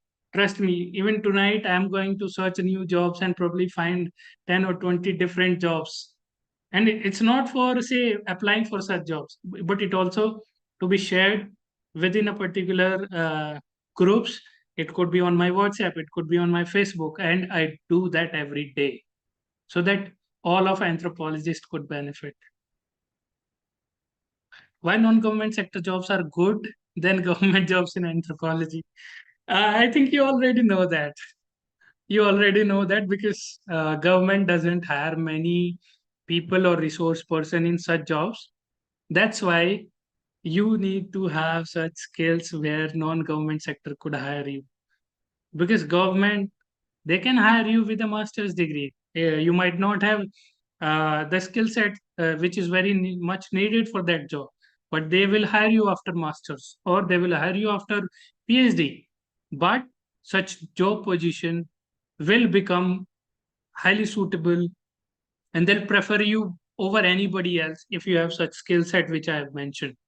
And government, although they become highly competitive, but when you have such skill set and knowledge, they'll prefer you over anybody. If, for example, if I tell you, if you are a master's degree holder in anthropology with 5 to 7 experience of working in development, working in health, working in education, working in stakeholder management, they will prefer you over a PhD scholar who just recently got a degree, but that person doesn't have any sort of experience. They will prefer you over a PhD scholar. I can guarantee you that. And they might, at some point, they might also prefer a bachelor person with 10 years of experience. And that has been the case with me. That's why I'm yet to do my PhD, although I'm really curious and looking forward to it. But I'm working in the industry and I have more than 5 years of experience now. Can you discuss a little about digital humanities? Okay, so yeah, digital humanities. There are new degrees coming in this area, especially across IITs. And digital humanities is not just about storytelling or media, it also about how modern day social interaction is happening on digital platforms, and how those interaction is impacting community, human behavior, as well as societal behavior at large. For example, just very recently, US election has got concluded. So a digital humanity person could easily analyze a US citizen behavior when it comes to their interaction with US election results, or international people coming from India, coming from other countries, and how they are messaging, they are portraying their own understanding, their own knowledge, their own message through social media, through digital platforms, whether they are frustrated, whether they are happy, whether they are excited for such situation. So that's where digital humanities as a area is growing up, and you can learn more through several courses. There are hundreds of courses and platforms for such uh, areas that you can explore, say Coursera, the Udemy, Upgrad. There are hundreds other platforms. Uh, uh, these days, knowledge is very easily accessible. You just need to identify what you want to learn and what you really wants to become when it comes to any particular role. How do you handle language or cultural barriers during field work? Oh, that's very interesting. And it has been a big challenge also, trust me. So, cultural barriers can be handled by through rapport building. And how do you do that? You do that through relevant stakeholder engagement. You identify, if you are going into a village, you identify the, village president or village gram sabha. Those people, they will take you within the community. Okay, they will take you within particular household for any sort of research or organization, say school, say an NGO, or within the gram sabha itself. They will help you out in bridging those cultural barriers. When it comes to language, it becomes very tricky ground, because there has been a saying, not just in northern part of the country, but I guess all across the country, that on each and every 30 miles, whichever direction you go, the language, the behavior, and the culture changes. So learn more through secondary research, for that matter, through Google search. If you are going into the field, try to learn before what sort of community you are going in, what sort of behavior they identify with, what sort of behavior you need to be of, how could you become or achieve the best behavior of yourself. That will help you bridge the requirement, and at the same time, removing barriers of language and culture. At the same time, there might be some language that you don't understand, so take an interpreter with you, right? And that person might help you in your field works and studies. Now, I think Datta, please help me out with chat box question. There is one question by Dilshan Alam. Sir, can I work as a part-time apprentice or researcher while pursuing masters, and where can I find it? That's the question, Shwari.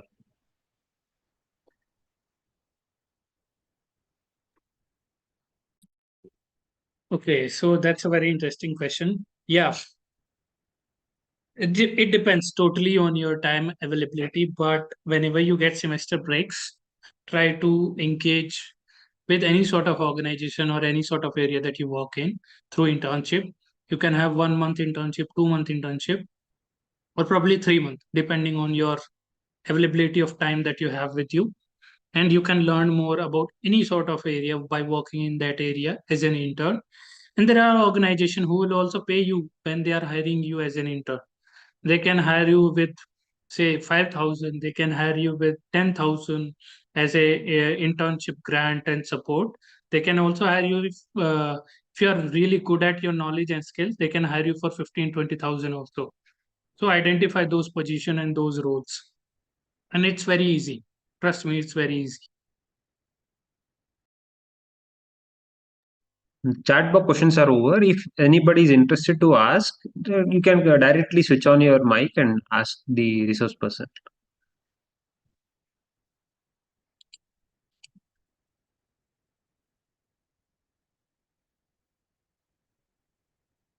I think there are no questions ahead.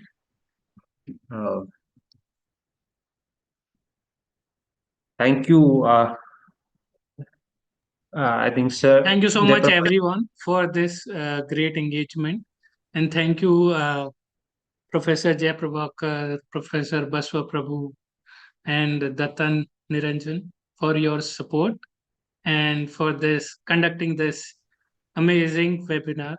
Because honestly, if I would have such exposure during my master's, I would have been at a much better position right now. But that's also, a journey that every one of you can have and grow and become expert of your own domain and knowledge. So thank you, everyone. Sir, Matar. Yeah. Mm. Thank you so much for to the Mr. Rana as well as all the participants who are patiently listened for 2 hours and more. And Mr. Rana is a resource person with a lot of experience and also vast knowledge on the what are the opportunities for the anthropologist, not only for the what is that government sector as well as other sector also, including non-governmental sector. And he posed and also he showed many opportunities, job opportunities, which where the anthropologist can pursue. And also one thing we can understand that no, while training the when we trained by the anthropology and anthropology, we need to acquire some skills also. So that would be very much important for the anthropologist. And for that, there is skill development programs of government will be helpful, and as well as you can also connect with some other organization and working in some projects as a different positions and gain some skill that would definitely will probably would be helpful to getting into the different sectors for the jobs as well. And by this, I congratulate and also appreciate the Rana, and also is himself is a example for reaching into the non-governmental sector, and as well as and also is a behavioral change associate. Probably he changed our behavior to getting into the different jobs and also different sectors to achieve some jobs and all. And this, I'm informing to all the what is that participants that we are planning for many these kind of sessions, many sessions in this series. Um, Probably in the coming days, we are going to conduct many these kind of sessions that would be very much helpful to the anthropology background student and as well as the social science background people. Hope this session would be very great help to the our participants. Thank you, Mr. Rana, for sparing your time as well as the discussing for a whole issue of it. Thank you so much, Datta. Thank you, Rana sir. Because sir, sir, I request Professor Baswa Prabhu sir to address the make remarks of the for the webinar, sir. Uh, Thank you, Dr. Datta. It was really a very wonderful session.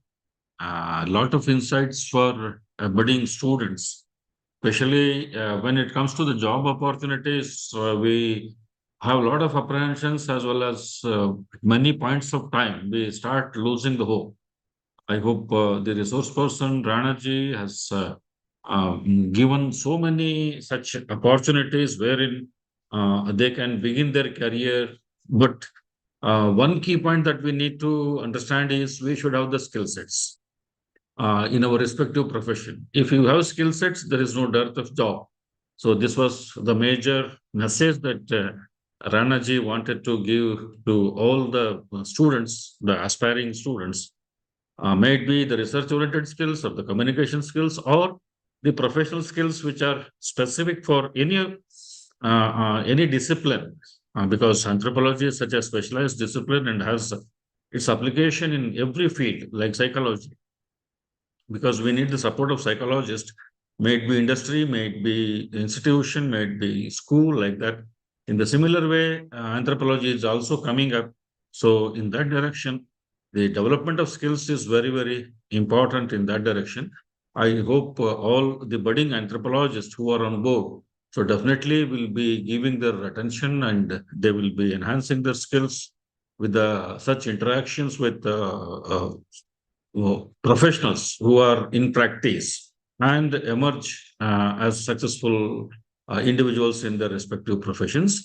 I thank once again the resource person as well as the key organizers, especially Dr. Jay Prabhakar and his entire team for taking up such an initiative. Thank you, one and all. Thank you so much, sir. As we have informed, please kindly fill the feedback form which has been pushed into the chat box. I'm pushing it once again. It will be compulsory to fill the feedback form to get the digital certificate.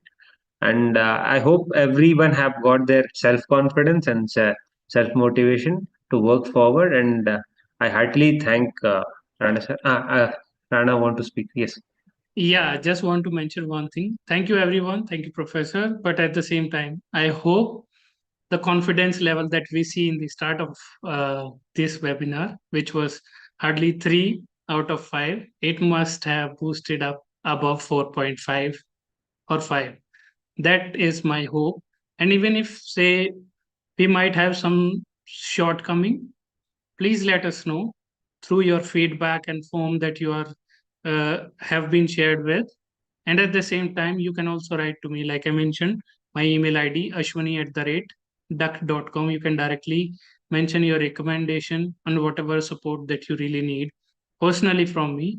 I will happily help you out, guys. And you can also write to me on weekend also if that's matter. Thank you so much, everyone. Thank you. Thank you, everyone. Meet you in the next session. The next session will be posted in the same group. Don't leave the group. The group WhatsApp group will be continued, and updates regarding next webinars will be posted there. Take care. Good night, everyone. Thank you. Thank you so much. Photo. If possible, can okay, sorry, Ash, if possible, whoever Please tell can me. switch on their video, please switch on your video so that we can have a snapshot of the meeting. Yes.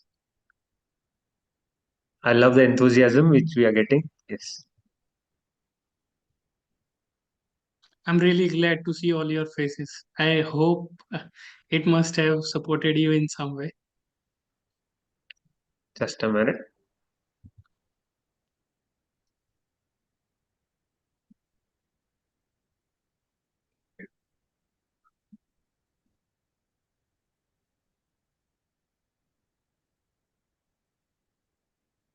Yes. Thank you. Thank you very much. Good night.